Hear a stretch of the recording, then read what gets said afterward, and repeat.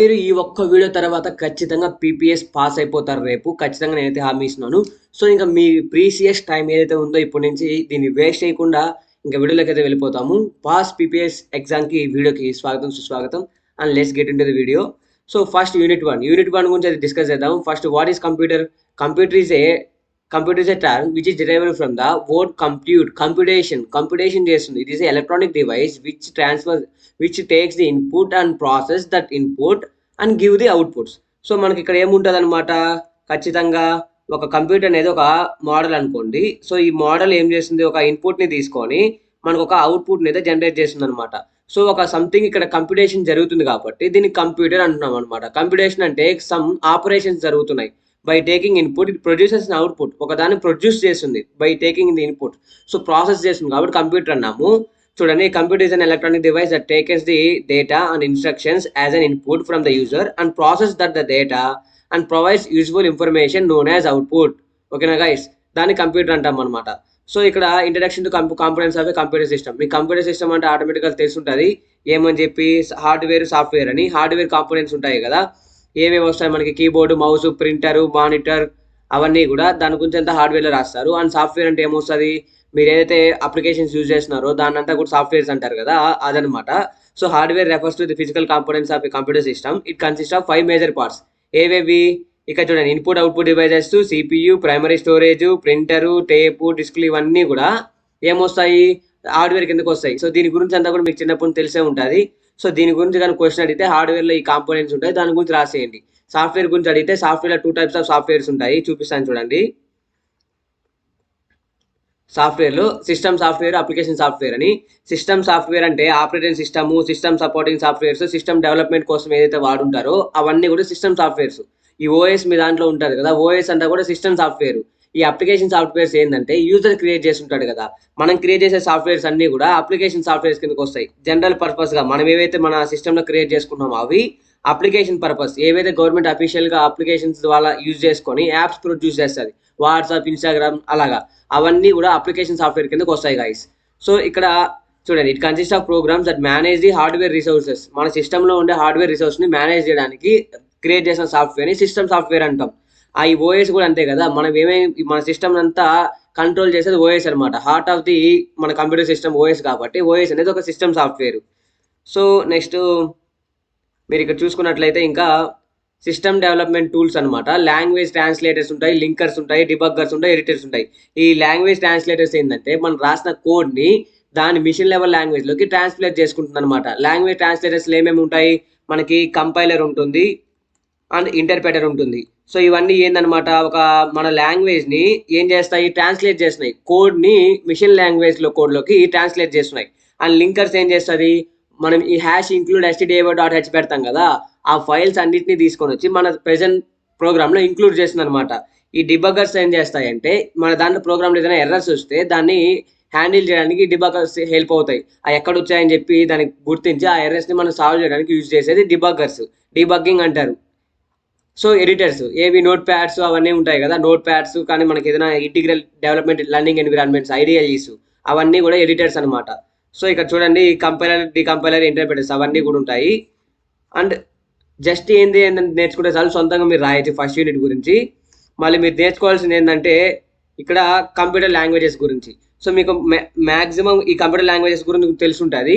Computer languages అనేవి 2 types of languages ఉంటాయి. One is low level language and high level language అని. మీరు 2 points గుర్తుపెట్టుకోండి. లో లెవెల్ లాంగ్వేజ్లో వచ్చి మీరు ఏ ప్రోగ్రామింగ్, అదే లో లెవెల్ లాంగ్వేజెస్ అన్నీ కూడా మిషన్ డిపెండెంట్ లాంగ్వేజెస్ అనమాట. అంటే మీరు ఏవైతే మిషన్లో రాస్తారో ఆ కోడ్ అనేది ఆ మిషన్లో మాత్రమే వర్క్ అవుతుంది, ఇంకొక సిస్టంలో వర్క్ అవ్వదు. అదే హై లెవెల్ ప్రోగ్రామింగ్ లాంగ్వేజ్ అనుకోండి, మీరు ఈ సిస్టంలో ప్రోగ్రామ్ రాసినా కూడా ఈ ప్రోగ్రామ్ తీసుకెళ్ళి ఇంకో సిస్టంలో రన్ చేస్తే అక్కడ ఆ ప్రోగ్రామ్ అనేది రన్ అవుతుంది అనమాట. అది డిఫరెన్స్ రెండింటికి. ఇక చూడండి, ఈ లో లెవెల్ లాంగ్వేజెస్లో కూడా మనకి 2 టైప్స్ ఆఫ్ లాంగ్వేజెస్ ఉంటాయన్నమాట. ఏవి, బైనరీ లాంగ్వేజ్, అసెంబ్లీ లాంగ్వేజ్. ఈ బైనరీ లాంగ్వేజ్ అనేది ఫస్ట్ కనుక్కున్న లాంగ్వేజ్. ఈ బైనరీ లాంగ్వేజ్లో అన్ని కోడ్ మొత్తం కూడా 0s and 1s ఉంటుంది. సో ఈ 0s and 1s ఉంటుంది. చూడండి, it's a first generation language and it consist of 0s and 1s అనమాట. ఇలాగ ఉంటుంది, ఇది కోడ్ అనమాట. ఇది అసెంబ్లీ లాంగ్వేజ్ అనేది సెకండ్, ఇక్కడ ఇట్ కన్సిస్ట్ ఆఫ్ సింబల్స్ అంటే ఏబిసిడి సింబల్స్, స్పెషల్ సింబల్స్ ఉంటాయి కదా, నెంబర్స్, స్పెషల్ సింబల్స్ అన్నిటిని కలుపుకొని ప్రోగ్రామ్ అయితే ఉంటుంది. ఎలాగంటే యాడ్ ఏ ప్లస్ బి. ఇప్పుడు ఇది ఎలాగ ఉంది, యాడ్ అనేది ఇక్కడ ఒక సింబాలిక్, ఇది ఒక కోడ్లో ఇలాగ ప్రీ డిఫైన్డ్ అనమాట. ఇవన్నీ యూజ్ చేసుకొని మనం రాస్తాము. దీనికి ఇక్కడ చూడండి, యాడ్, సబ్, న్యూమరిక్స్, ఇక్కడ నెమోనిక్స్, చాలా ఇక్కడ సింబల్స్ యూజ్ చేసి ఆల్రెడీ ప్రీ డిఫైన్ అయితే ఉంటుంది. ఈ సెకండ్ జనరేషన్ లాంగ్వేజ్ అనమాట. దాని తర్వాత వచ్చిన లాంగ్వేజ్. ఇక్కడ డిఫరెన్స్ ఏంటంటే బైనరీ లాంగ్వేజ్ డైరెక్ట్ గా కంప్యూటర్ అర్థం చేసుకునేస్తుంది, ఎందుకంటే మిషన్ కి ఓన్లీ 0s and 1s అర్థమవుతాయి. సో మీరు యాడ్ అనే దానికి కూడా కోడ్ బైనరీలోనే ఉంటుంది. సో దీన్ని అర్థం చేసుకోవడానికి చాలా ఈజీగా, మనకి చాలా తెలివి కావాలి, నాలెడ్జ్. ఒకవేళ అర్థం చేసుకోవడం ఈజీ అయినా కూడా ఇంప్లిమెంటేషన్ చాలా కష్టమైపోయింది అందరికీ. అందువల్ల అసెంబ్లీ లాంగ్వేజ్ కనుక్కున్నారు. అసెంబ్లీ లాంగ్వేజ్ లో కూడా ఒక అసెంబ్లర్ అయితే ఉంటుంది. మీకు ఒకవేళ రేపు సి లాంగ్వేజ్ ఎలా క్రియేట్ చేస్తున్నాం, ఎలా కోడ్ ఎలా రాస్తాం, ఎలా రన్ అవుతుంది అని చెప్పి క్వశ్చన్ వస్తే దీని అయితే రాసేయండి. కరెక్ట్ గా ఈ 4 steps అయితే మీరు గుర్తుపెట్టుకోండి. ఫస్ట్ మనం ఒక ప్రోగ్రామ్ రాస్తాం అనమాట, మన నోట్ ప్యాడ్ ఓపెన్ చేసి దాన్ని ఏం చేస్తాము, కంపైల్ చేస్తాం. కంపైలర్కి ఇచ్చి కంపైల్ చేసిన తర్వాత దాంట్లో ఉన్న మాడ్యూల్స్ ని, లైబ్రరీస్ ని ఈ లింకర్ అనేది లింక్ చేస్తుంది అనమాట. ఆ తర్వాత రన్ చేస్తే మనకి ఏమొస్తుంది, అవుట్పుట్ అయితే వస్తుంది అనమాట. ఇంకా క్లియర్ గా చెప్తాను చూడండి. ఫస్ట్ మీరు యూజర్ వెళ్ళి టెక్స్ట్ ఎడిటర్ లో రాశారు, నోట్ ప్యాడ్ అనుకోండి. ఈ నోట్ ప్యాడ్ లో ప్రోగ్రామ్ రాశారు, లేకపోతే డెవలపర్స్ లో ప్రోగ్రామ్ రాశారు. అదేం చేస్తుందంటే, ఇలా మీరు ప్రోగ్రామ్ రాశారు, include stdio.h wide main int a = 10 అని చెప్పి. ఇక్కడ ఏం చేశారు, మీరు మళ్ళీ printf ఏ వాల్యూని ప్రింట్ చేయమని చెప్పారు. సో అదేమవుతుంది, ఏ వాల్యూని ప్రింట్ చేస్తారు కదా, ఇది ఒక ప్రోగ్రామ్. ఈ ప్రోగ్రామ్ ఫస్ట్ నేను ఎవరికి ఇచ్చాను, కంపైలర్కి ఇచ్చా. ఆ కంపైలర్ ఏం చేస్తుంది, ఈ ప్రోగ్రామ్ మొత్తాన్ని కూడా 0s and 1s లోకి కన్వర్ట్ చేస్తుంది. Compiler will convert the source code into the machine కోడ్లో ఏముంటుంది, 0s and 1s ఉంటాయి. సో దాంట్లో కన్వర్ట్ చేస్తుంది అనమాట. సో తర్వాత ఏం చేస్తుంది ఈ లింకర్ అనేది ఈ వచ్చిన దీనికి ఉంది కదా, ఈ మిషన్ కోడ్కి ఈ మాడ్యూల్స్ ఉంది కదా పైన stdio.h అని, ఈ మాడ్యూల్స్ ని ఇక్కడ లింక్ చేస్తుంది అనమాట. దీంట్లో ఏమైనా యూజ్ చేసుకున్నామా దాని ఫంక్షన్స్ అని. ఈ stdio.h లోనే ఈ printf అనే ఫంక్షన్ ఉంది. సో ఈ ప్రోగ్రామ్ లో మనకి printf అనే దానికి కోడ్ రాయలేదు, ఆ లైబ్రరీలో ఉంది కాబట్టి దాన్ని తెచ్చి దీనికి లింక్ చేస్తుంది. ఆ తర్వాత రన్నర్ ఏం చేస్తుంది, ఆ ప్రోగ్రామ్ రన్ చేసి మనకి అవుట్పుట్ అనే దాన్ని, డిజైర్డ్ అవుట్పుట్ ని మనకి మానిటర్ లో చూపిస్తుంది అనమాట.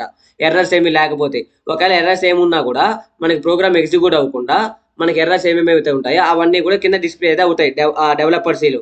అదనమాట ప్రాసెస్. ఒక సి లాంగ్వేజ్ ఎలా ఎగ్జిక్యూట్ అవుతుంది, టెక్స్ట్ ఎడిటర్ లో ప్రోగ్రామ్ రాస్తాం, ఆ ప్రోగ్రామ్ మొత్తాన్ని కంపైలర్ ఏం చేస్తుంది, దాన్ని మిషన్ లాంగ్వేజ్ లో కన్వర్ట్ చేస్తుంది, దానికి లింకరు లైబ్రరీస్ ని యాడ్ చేస్తుంది. ఆ తర్వాత రన్నర్ రన్ చేసి మనకు అవుట్పుట్ అయితే ఇస్తుంది అనమాట మానిటర్ లో.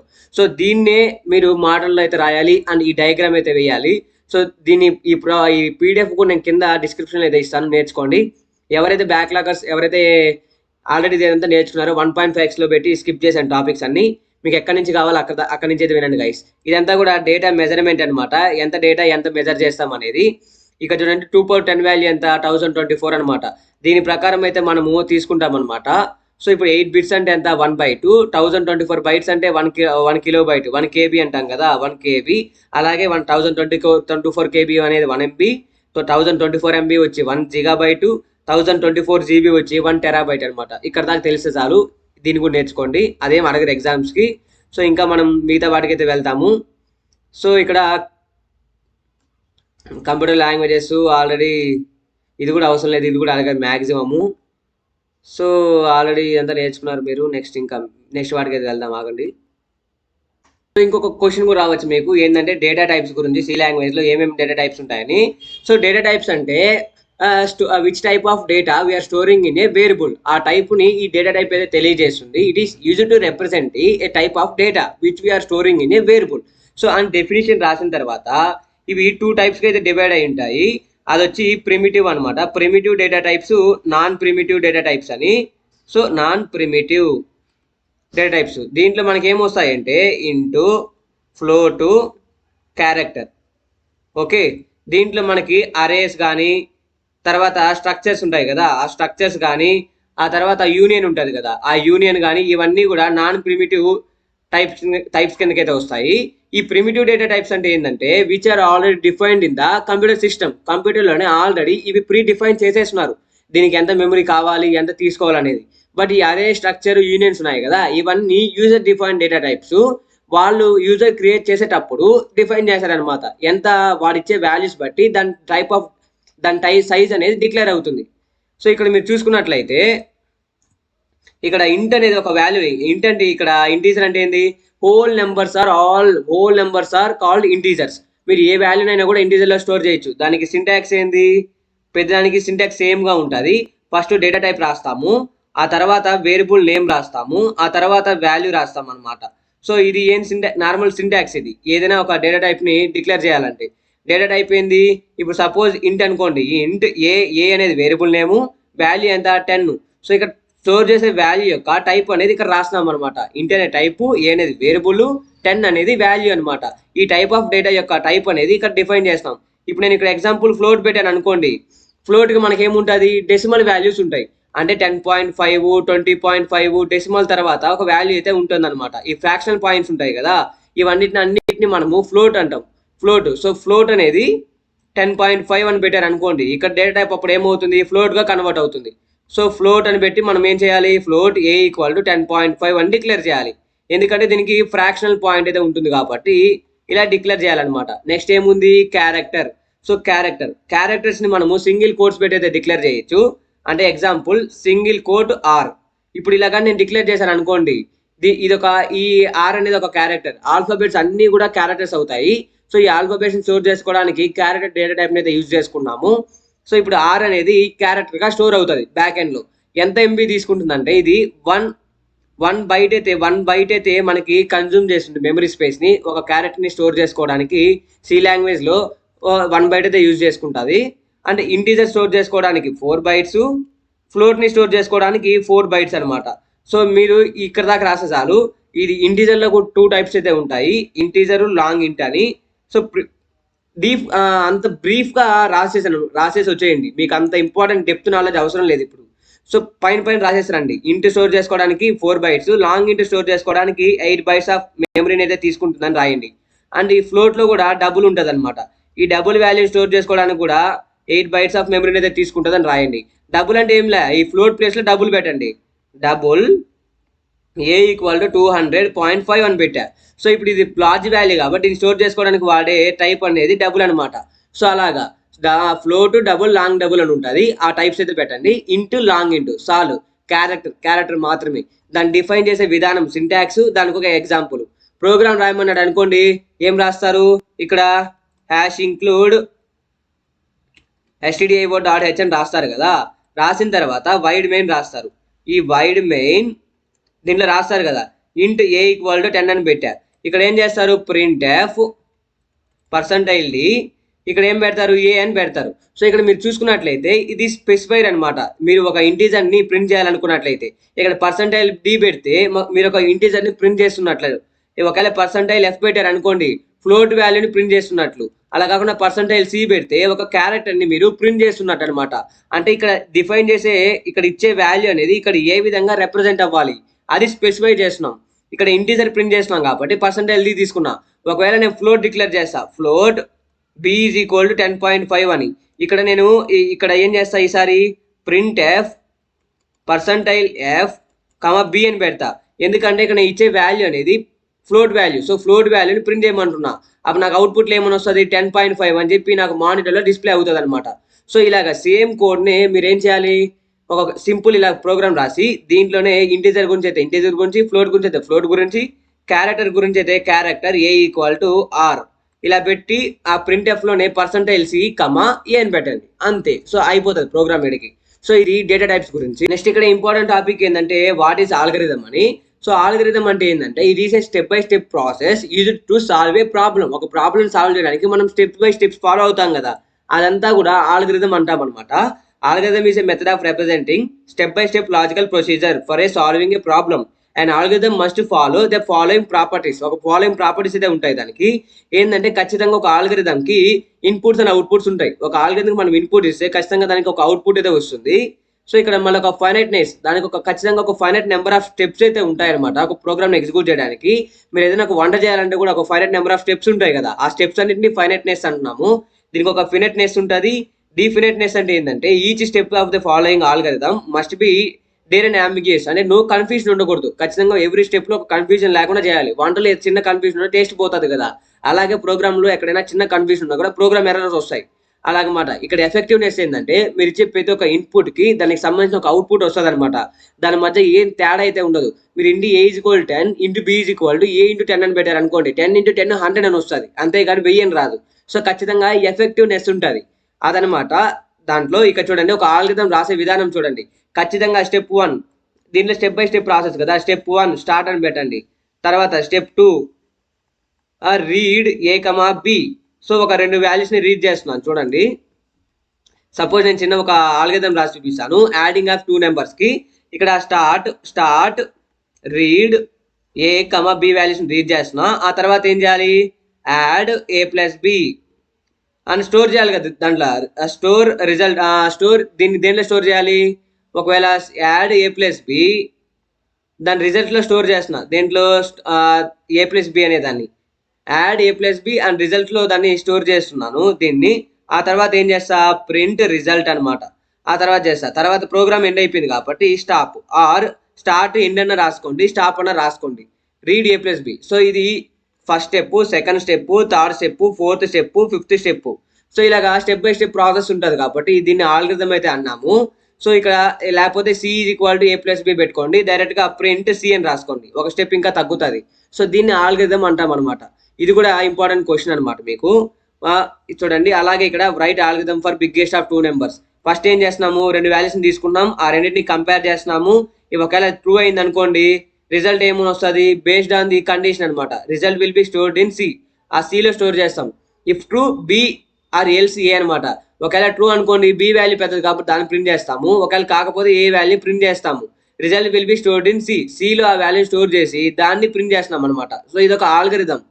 సో అలాగా చాలా వాటికి ఆల్గోరిథమ్స్ రాస్తున్నారు చూడండి. ఇవన్నీ కూడా ఒకసారి చదవండి. తర్వాత ఇంపార్టెంట్ టాపిక్ వచ్చి ఫ్లో చార్ట్ గురించి రాయమని చెప్తే ఇదైతే రాయండి. Flow chart is a graphical representation of A algorithm. ఒక ఆల్గోరిథం ని మనం గ్రాఫికల్ గా రిప్రజెంట్ చేయడం. పైన స్టెప్స్ లో రిప్రజెంట్ చేసాము. ఇప్పుడు ఒక గ్రాఫికల్ గా ఒక బొమ్మల రూపంలో రిప్రజెంట్ చేస్తాం అనమాట. అది ఎలాగో చూడండి. ఇక్కడ కొన్ని సింబల్స్ అయితే ఉంటాయి దానికి తగ్గట్టు. మనం ఇప్పుడు స్టార్ట్ టు ఎండ్ అని రాసాం కదా ఫస్ట్ లాస్ట్ స్టెప్. దానికోసం దీని అయితే యూజ్ చేయాలి ఓవెల్ షేప్ ని. ఆ తర్వాత ఏదైనా ఇన్పుట్ తీసుకున్నాం అనుకో యూజర్ దగ్గర ప్యారలలోగ్రామ్ యూజ్ చేయాలి. లేదా ఒక ఆపరేషన్ పర్ఫామ్ చేస్తే స్క్వేర్ యూజ్ చేయాలి. ఈ కండిషన్ ఏదైనా యూజ్ చేస్తే ఇందాక గ్రేటెస్ట్ ఆఫ్ 2 నంబర్స్ కి కండిషన్ యూజ్ చేసాం ఇఫ్ A > B అని. సో అప్పుడు ఈ రాంబర్స్ ని యూజ్ చేస్తాం అనమాట. లేదు నెక్స్ట్ స్టెప్ కు వెళ్ళాలనుకున్నట్లయితే ఈ యారోస్ ని యూజ్ చేస్తాం అనమాట. సో చూడండి ఇక్కడ ఒక ఫ్లో చార్ట్ అయితే రాశారు. యావరేజ్ ఆఫ్ 3 నంబర్స్ అని. సో మనకు అంత పెద్దది అవసరం లేదు. చిన్నదైతే రాసి చూపిస్తాను చూడండి నేను. సో ఇప్పుడు ఫస్ట్ ఏంది మనకి స్టార్ట్ చేసిన తర్వాత ఏం చేస్తున్నాం? ఫస్ట్ ప్యారలలోగ్రాము రీడ్ A, B అనమాట. రీడ్ చేసిన తర్వాత ఏం చేస్తున్నా? ఒక ఆపరేషన్ పర్ఫామ్ చేసిన. సో స్క్వేర్ తీసుకుంటా C = A + B. ఇక్కడ మనం ఏం చేస్తున్నాము? ఒక ఆపరేషన్ ని పర్ఫామ్ చేసినాం. ఇక్కడ ఏం చేస్తున్నాము? ఇన్పుట్స్ ని తీసుకుంటున్నాం. సో ఇక్కడ స్టార్ట్ చేసాం కాబట్టి ఓవెల్ షేప్ వచ్చింది. సో ఈ తర్వాత ఏం చేస్తా? ఇక్కడ దాన్ని మళ్ళీ ప్రింట్ చేయాలి కాబట్టి అది కూడా ఒక ఆపరేషన్ కాబట్టి మళ్ళీ ప్రింట్ C అనమాట. ఇది కూడా ఒక ఆపరేషన్. సో ఇలాగా తర్వాత ఏంది? మళ్ళీ స్టాప్. మీరు చూసుకున్నట్లయితే ఇది ఒక ఫ్లో చార్ట్ అనమాట. దేనికి ఫ్లో చార్ట్? దేనికబ్బా ఇదే? యాడింగ్ ఆఫ్ 2 నంబర్స్ కి. సో ఇలాగ మీరు ఫ్లో చార్ట్ అయితే డ్రా చేయాలి. ఒకవేళ వాళ్ళు అడిగినప్పుడు మీరు ఏం చేస్తారంటే ఫ్లో చార్ట్ డెఫినేషన్ రాయండి. అండ్ ఈ ఐదు గురించి బొమ్మలు వేసి దాని గురించి మ్యాటర్ రాయండి. ఆ తర్వాత ఇలా ఎగ్జాంపుల్ ఒకటి తీసుకొని ఇలా ఒక ఫ్లో చార్ట్ అయితే వేసి చూపించండి గైస్. అంతే, అక్కడికి ఆ క్వశ్చన్ అయితే అయిపోతుంది. సో అదొక ఇంపార్టెంట్ క్వశ్చన్ అనమాట. నెక్స్ట్ ఇంపార్టెంట్ క్వశ్చన్కి అయితే వెళ్ళిపోదాము. ఈజీగా ఒకటి చెప్తాను చూడండి. మీకు ఒకవేళ addition of 2 numbers, multiplication of 2 numbers, divide of 2 numbers అని చెప్పి ప్రోగ్రామ్స్ అయితే రాదు. ఒకవేళ వస్తే మీరు ఏం చేస్తారంటే ఎగ్జాంపుల్కి ఇలా తీసుకోండి. ఇప్పుడు Z = x × y పెట్టాడు. ఒకవేళ అడిషన్ అనుకోండి x + y పెట్టండి. ఒకవేళ డివిజన్ అనుకోండి x/y పెట్టండి. అంతే. మల్టిప్లికేషన్, డివిజన్, యాడింగ్ అదే అడిషన్, సబ్ట్రాక్షన్ ఏముంది? x - y అనమాట. సేమ్ ప్రోగ్రామ్ లోనే మనం ఏం చేయొచ్చు? ఇక్కడ ఒక్క స్టేట్మెంట్ మార్చడం ద్వారా దాని ఆపరేషన్స్ మార్చడం ద్వారా ఆ ప్రోగ్రామ్ మనకి అయిపోతుంది. సో ఇలా కూడా ఒక ప్రోగ్రామ్స్ అయితే మీరు రాయండి. ఒకవేళ అడిగితే మాక్సిమం అడగడు. ఒకసారి చూసుకొని అయితే పెట్టుకోండి అంతే. సో ఇంకా మనం మిగతా వాటికి అయితే వెళ్ళిపోదాము.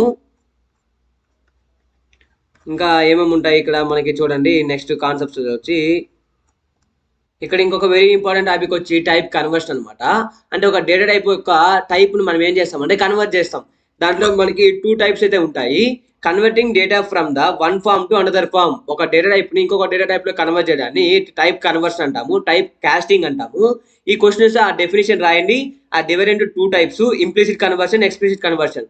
ఇంప్లిసిట్ కన్వర్షన్ అంటే ఈ కంప్యూటర్ ఆటోమేటిక్ గా కన్వర్ట్ చేసేస్తుంది. ఎక్స్ప్లిసిట్ కన్వర్షన్ అంటే యూజర్ కన్వర్ట్ చేయాలన్నమాట ఆ వాల్యూని, మనం కన్వర్ట్ చేసుకునే విధానం. ఎక్స్ప్లిసిట్ అంటే ఎలా కన్వర్ట్ చేస్తామో చూడండి. If the data is converted from the one form to another form automatically is called implicit conversion. అది ఇంకా ఆటోమేటిక్ కన్వర్ట్ అయిపోతుంది. ఇక్కడ చూడండి, ఎక్స్ ఈజ్ ఈక్వల్ 3.1 కాబట్టి వై వాల్యూ తీసుకున్నా, అండ్ ఇక్కడ ఏమవుతుంది, y equal to m into x అని పెడుతున్నా. ఇఫ్ సపోజ్ ఈ 15 వాల్యూ ఇంటూ ఈ వాల్యూ నేను ఏం చేసిన, ఇంటూ చేసిన, దాన్ని వైలో స్టోర్ చేసిన. ఇక్కడ వచ్చే వాల్యూ కూడా ఏమవుతుంది, నేను ఫ్లోట్ తో ఇంటూ చేస్తున్నాను కాబట్టి నాకు వచ్చే వాల్యూ కూడా ఫ్లోట్ అనమాట. అది ఆటోమేటిక్ గా కన్వర్ట్ అవుతుంది. సో దీన్ని ఇంప్లిసిట్ కన్వర్షన్ అంటాము. అలా కాకుండా మనం కన్వర్ట్ చేసుకోవాలనుకున్నట్లయితే దానికి ఒక సింటాక్స్ అయితే ఉంది చూడండి. ఇక్కడ వేరియబుల్ నేము మనం దేంట్లోకి అయితే కన్వర్ట్ చేయాలనుకుంటున్నామో దాని డేటా టైప్ ని ముందు మెన్షన్ చేసి ఆ తర్వాత వాల్యూ అయితే ఇవ్వాలి. ఇప్పుడు ఇక్కడ ఎక్స్ యొక్క టైప్ ఏంది, ఇంటీజర్. ఫ్లోట్ యొక్క టైప్ ఏంది, అదే వై యొక్క డేటా టైప్ ఫ్లోట్. ఇప్పుడు మీరు చూసుకున్నట్లయితే వై ఈక్వల్ టు x/2 అన్న వచ్చే వాల్యూ నాకు దేంట్లో ఉంటుంది, ఫ్లోట్ లోకి ఉంటుంది. నేను దాన్ని ఇంటీజర్ లో కన్వర్ట్ చేసుకోవాలనుకోండి, అప్పుడు ఏం చేయాలంటే y equal to int of x/2 అని పెట్టాలి. అప్పుడు ఏమవుతుంది అంటే ఇక్కడ వచ్చే వాల్యూ అనేది ఇంటీజర్ లో కన్వర్ట్ అయ్యి అది వైలోకి స్టోర్ అవుతుంది. అలాగనమాట. సో దాన్ని ఎక్స్ప్లిసిట్ కన్వర్షన్ అంటారు. ఇక పక్కా వచ్చే క్వశ్చన్స్ లో ఇక్కడ ఇంకొక టాపిక్ అయితే ఉంది. ఆ టాపిక్ వచ్చి conditional branching or looping or breaking statements అని. దీనిలోంచి పక్కా ఒక క్వశ్చన్ అయితే వస్తుందని చెప్పాను కదా. So these are the different condition statements ఉంటాయి. దాంట్లో if else, else if ladder, switch అనమాట. సో ఇవన్నీ కూడా ఏమవుతాయి అంటే ఇవంతా కూడా 1 way statement, 2 way condition statement, ఇది మల్టీ వే కండిషన్ స్టేట్మెంట్స్. దీని గురించి మిమ్మల్ని ఖచ్చితంగా ఒక క్వశ్చన్ అయితే అడుగుతాడు, ఎక్స్ప్లెయిన్ అబౌట్ ఇఫ్ స్టేట్మెంట్స్ అని. అప్పుడు మీరు దేని గురించి రాయాలంటే ఇఫ్ గురించి, ఇఫ్ ఎల్స్ గురించి, elif ladder and next if గురించి అయితే రాయాలి. ఒకవేళ వాళ్ళు స్విచ్ గురించి రాయమని చెప్తే స్విచ్ గురించి రాయాలి, లేదు వైల్ లూప్ గురించి అడిగితే వైల్ లూప్, ఫర్ లూప్ గురించి అడిగితే ఫర్ లూప్. దీని గురించి బ్రీఫ్ గా చెప్పేస్తాను చూడండి. ఈ ఇఫ్ అనేది ఏంటంటే 1 వే కండిషన్ స్టేట్మెంట్. ఒక కండిషన్ మనం చెక్ చేయడానికి యూజ్ చేసే స్టేట్మెంట్ ని కండిషన్ స్టేట్మెంట్స్ అంటారు. దాంట్లో ఇఫ్ అనేది సింగిల్ స్టేట్మెంట్ చెక్ చేస్తుంది ఆ కండిషన్ ట్రూవా కాదా అని. ఓన్లీ ఇఫ్ బ్లాక్ ఎప్పుడు దేని గురించి చెక్ చేస్తుంది అంటే ట్రూవా కాదని చెక్ చేస్తుంది. అంటే ఇక్కడ మీనింగ్, ఇక్కడ సింటాక్స్ చూడండి దానికి. ఇఫ్ కండిషన్, మీరు ఇక్కడ ఇచ్చిన కండిషన్ ఏదైతే ఉందో అది ట్రూవా కాదా చెక్ చేస్తుంది. ఇఫ్ అనేది ఇఫ్ ఎప్పుడు ట్రూ బ్లాక్ నే కండిషన్ చెక్ చేస్తుంది. చెక్ చేసి ఈ బ్లాక్ ఉంది కదా, ఈ పారాంథసిస్ లో ఉండే స్టేట్మెంట్స్ అన్నిటిని ఎగ్జిక్యూట్ చేస్తుంది అనమాట. అంతే. ఆ సింటాక్స్ గుర్తుపెట్టుకోండి. నేను దీనికి కావాల్సిన ఎగ్జాంపుల్ ఒకసారి చెప్తాను చూడండి. Suppose if A greater than B అని పెట్టాను. ఏ గ్రేటర్ దెన్ బి అయింది అనుకోండి, నేను ఏం చేస్తానంటే ఇక్కడ printf of A is greater than B అని ప్రింట్ చేయమంటున్నా. A is greater than B అని. సో ఇప్పుడు ఈ కండిషన్ ట్రూ అయితేనే ఈ స్టేట్మెంట్ నాకు ఎగ్జిక్యూట్ అవుతుంది. ఫాల్స్ అనుకోండి, ఈ స్టేట్మెంట్ ఎగ్జిక్యూట్ అవ్వదు. సో ఇఫ్ ఎప్పుడు దేన్ని ఎగ్జిక్యూట్ చేస్తుంది, ఓన్లీ ట్రూ బ్లాక్ నే ఎగ్జిక్యూట్ చేస్తుంది. సో ఆ సింటాక్స్ రాయండి, ప్రోగ్రామ్ రాయండి. ఇంకా పైన మీకు తెలిసిన రొటీన్ ప్రోగ్రామ్ ఇంక్లూడ్ stdio.h తర్వాత వైడ్ మెయిన్. ఇక్కడ ఏం చేస్తారు, దీన్ని పెడతారు, క్లోజ్ చేస్తారు. సో అది ప్రోగ్రామ్ అనమాట. అంతే, ఇంకేం కొత్తగా ఏం లేవు దీంట్లో. నెక్స్ట్ ఇక్కడ ఇంకొకటి ఏంది, ఆ సింటాక్స్ రాయండి, ప్రోగ్రామ్ రాయండి. సింటాక్స్ రాయండి, ప్రోగ్రామ్ రాయండి. ఇఫ్ అంటే ఏందో రాయండి. If is a condition statement used to check whether the condition is true or false. If the condition is true, the block of statements are executed అని రాయండి. అంతే. ఒకవేళ ఇఫ్ ఎల్స్ అని చెప్పా కదా, ఇంకొక టైపు. ఇఫ్ ఎల్స్ అంటే ఏంటంటే ఇక్కడ ఇంకొక ఎల్స్ బ్లాక్ యాడ్ అవుతుంది అనమాట. ఈ ఎఫ్ కి సంబంధించిన ఎల్స్ బ్లాక్ ఇది. అంటే ఏంటంటే whenever the condition is false then automatically this else block will be executed. ఈ ఎఫ్ కండిషన్ ఎప్పుడైతే ఫాల్స్ అయిపోతుందో, ఇప్పుడు ఏ గ్రేటర్ దెన్ బి కాదనుకోండి, మీరు దీంట్లో ఏమైతే రాస్తారో ఇదంతా ఎగ్జిక్యూట్ అయిపోతుందంట. దాన్నే ఈ ఇఫ్ ఎల్స్ ద్వారా రిప్రజెంట్ చేస్తాము. If else is a conditional statement. It is used to check whether the condition is true or false. If the condition is true, the true block will be executed. If it is false, the else block will be executed. అంతే guys. ఆ matter రాయండి. Programme అడిగారు అనుకోండి, as it is పైన include దాన్ని పెడతారు, దాని last లో క్లోజ్ చేస్తారు ప్రోగ్రామ్ ని. అంతే, ఇంకా కొత్తగా ఏం లేదు దీంట్లో కూడా. ఇక్కడ మీరు ఏదైతే ప్రింట్ చేయాలనుకుంటున్నారో దాన్ని అయితే రాసుకోండి ఇక్కడ. ఇప్పుడు ఇక్కడ నేనేమని ప్రింట్ చేస్తా, ఇప్పుడు ఏ గ్రేటర్ దెన్ బి కాదనుకోండి, ఏం చేస్తా, బి గ్రేటర్ దెన్ ఏ అని రాస్తా. అంతే, ప్రోగ్రామ్ అనమాట. సొంతంగా రాసుకోవచ్చు మీరు ఇక్కడ సొంతంగా. ఇప్పుడే ప్రోగ్రామ్ రాయాలా, అంతే. ఈ ప్రోగ్రామ్ రాసి క్లోజ్ చేసేయండి. ఇది ఇఫ్ ఎల్స్ కి. అలా కాకుండా ఇంకొకటి ఉంది, ఏంది, ఎల్స్ ఇఫ్ అని. ఈ ఎల్సిఫ్ ల్యాడర్ ఉంది కదా, ఈ ఎల్సిఫ్ ల్యాడర్ అంటే ఏంటంటే మల్టీవే కండిషన్ స్టేట్మెంట్స్. మీరు అట్ ఏ టైం ఒక మల్టీ కండిషన్స్ చెక్ చేయాలి. ఎలాగంటే ఏ గ్రేటర్ దెన్ బియా, ఏ గ్రేటర్ దెన్ సియా, ఏ గ్రేటర్ దెన్ డియా అని. సో ఈ కండిషన్స్ ని మీరు చెక్ చేయాలనుకున్నట్లయితే మీరు ఇలాంటి దీనికైతే వెళ్ళచ్చు ఎల్సిఫ్ ల్యాడర్ కి. దాని ద్వారా ఏం చేయొచ్చు అంటే మనం చూడండి, ఫస్ట్ ఇఫ్ కండిషన్ రాస్తా. If A greater than b అయితే ఈ బ్లాక్ ఎగ్జిక్యూట్ అవ్వు అని. అలా a greater than b false అనుకోండి, ఈ కండిషన్ ఫాల్స్ అయింది. ఆ తర్వాత ఈ ఎల్సిఫ్ ద్వారా నేను ఇంకొక కండిషన్ చెక్ చేయొచ్చు. ఎల్స్ ఒకవేళ కాకపోతే మళ్ళీ ఈ కండిషన్ చెక్ చేయి. ఇఫ్ మళ్ళీ ట్రూ బ్లాక్. ఎలాగా ఏ గ్రేటర్ దెన్ సియా అని. ఒకవేళ ఇది కాదనుకోండి మళ్ళీ పెడతా ఇక్కడ else if A greater than D check చేయని. అప్పుడు ఏది కండిషన్ రైట్ అయితే, ఇప్పుడు ఇఫ్ అనేది ట్రూ బ్లాక్ కదా, ఇది ట్రూ అయితే ఇది ఎగ్జిక్యూట్ అవుతుంది, ఇది ట్రూ అయితే ఇది ఎగ్జిక్యూట్ అవుతుంది, ఇది ట్రూ అయితే ఇక్కడ రాసిన ఇదంతా ఎగ్జిక్యూట్ అవుతుంది అనమాట. సో ఇది ఎల్సిఫ్ ల్యాడర్ గైస్. ఈ సింటాక్స్ రాయండి అండ్ దీని గురించి నేను చెప్పిన డెఫినేషన్ రాయండి, ఈ ప్రోగ్రామ్ రాయండి. పైన మీరు దాన్ని పెట్టుకొని ఈ వాల్యూస్ ఉన్నాయి కదా, ఈ వాల్యూస్ని డిక్లేర్ చేసుకోండి. Int A equal to 10, B is equal to 20 and C equal to 30, D equal to 40 అని. అంతే, ఈ స్టేట్మెంట్ యాడ్ చేయండి, అయిపోతుంది ప్రోగ్రామ్. ఈ ప్రోగ్రామ్ రాసేయండి అంతే, ఇంకేమి లేదు. మినిమం బేసిక్ నాలెడ్జ్ ఉంటే సి లాంగ్వేజ్లో ఎలా ప్రోగ్రామ్స్ రాయాలని చెప్పి అయిపోతుంది. నెక్స్ట్ వచ్చి నెస్టెడ్ ఇఫ్ అనమాట. ఈ నెస్టెడ్ ఇఫ్ అంటే ఏంటంటే ఇఫ్ స్టేట్మెంట్ లోపల ఇంకొక ఇఫ్ స్టేట్మెంట్ ఉంటుంది. అంటే ఎలాగంటే ఇప్పుడు if A greater than B అని పెట్టాను కదా, ఆ తర్వాత ఏం చేస్తానంటే ఇంకొక ఇఫ్ స్టేట్మెంట్ రాసుకుంటా ఈ బ్లాక్లోనే ఏ గ్రేటర్ దెన్ 20 అని. సో ఇప్పుడు ఏమవుతుందంటే ఇది నెస్టెడ్ బ్లాక్ అవుతుంది, నెస్టెడ్ ఇఫ్. ఈ నెస్టెడ్ ఇఫ్ ఎప్పుడు ఎగ్జిక్యూట్ అవుతుంది? Whenever the outside of the if block will be true then it will executed. And ఇక్కడ ఈ ఇఫ్ లో వచ్చి ఈ కండిషన్ ట్రూ అయితేనే ఈ బ్లాక్ అంతా ఎగ్జిక్యూట్ అవుతుంది. ఒకవేళ ఫాల్స్ అయితే ఇదంతా ఎగ్జిక్యూట్ అవ్వదు. ఈ బ్లాక్ లో ఉండే ఈ ఇఫ్ బ్లాక్ ఉంది కదా, ఈ ఇఫ్ బ్లాక్ సంబంధించిన మిగతా లైన్స్ అనేవి ఎగ్జిక్యూట్ అయ్యి మిగతా స్టేట్మెంట్స్ అనేవి దీని నుంచి కంట్రోల్ అనేది బయటకు వస్తుంది అనమాట. సో నెస్టెడ్ ఇఫ్స్ అనేవి ప్రెసెంట్ ఇన్ ద ఇంకొక ఇఫ్ స్టేట్మెంట్ లో ప్రెసెంట్ అయి ఉంటుంది అదనమాట. ఒక ఇఫ్ స్టేట్మెంట్ లో ఇంకొక ఇఫ్ స్టేట్మెంట్ ఉంటే దాన్ని నెస్టెడ్ ఇఫ్ అంటాం, అంతే గాయస్. సో దానికి సంబంధించిన ప్రోగ్రామ్ ఇది. దీన్ని కూడా ఎగ్జాంపుల్ కిందకి అయితే రాసుకోండి, అయిపోతుంది. సో ఇది కండిషనల్ స్టేట్మెంట్స్. ఇంకా మీకేంది మ్యాక్సిమం ఇచ్చేది లూపింగ్ స్టేట్మెంట్స్ అనమాట. సో లూపింగ్ స్టేట్మెంట్స్ అంటే ఏంటంటే లూపింగ్ స్టేట్మెంట్స్లో మనకి ఏమున్నాయి? For loop, while loop, do while ఉంది. సో మీరు ఇక్కడ చూసుకున్నట్లయితే ఫర్ వైల్, డూ వైల్ ఇవన్నీ కూడా లూపింగ్ స్టేట్మెంట్స్. అంటే ఏంటంటే మనం ఒక టాస్క్ని రిపిటేటివ్గా పర్ఫామ్ చేయడం అనమాట, ఇటరేట్ చేయడం అనమాట. అంటే ఇక్కడ ఫర్ లూప్ అనేది ఒక looping statement. It is used to generate fiction, it is used to execute some set of statements for a set of times. ఎలాగంటే చూపిస్తాను చూడండి. ఈ ఫర్ లూప్లోకి అయితే వెళ్దాం మనం, ఆగండి ఒకసారి దాని కిందకైతే వచ్చేద్దాము.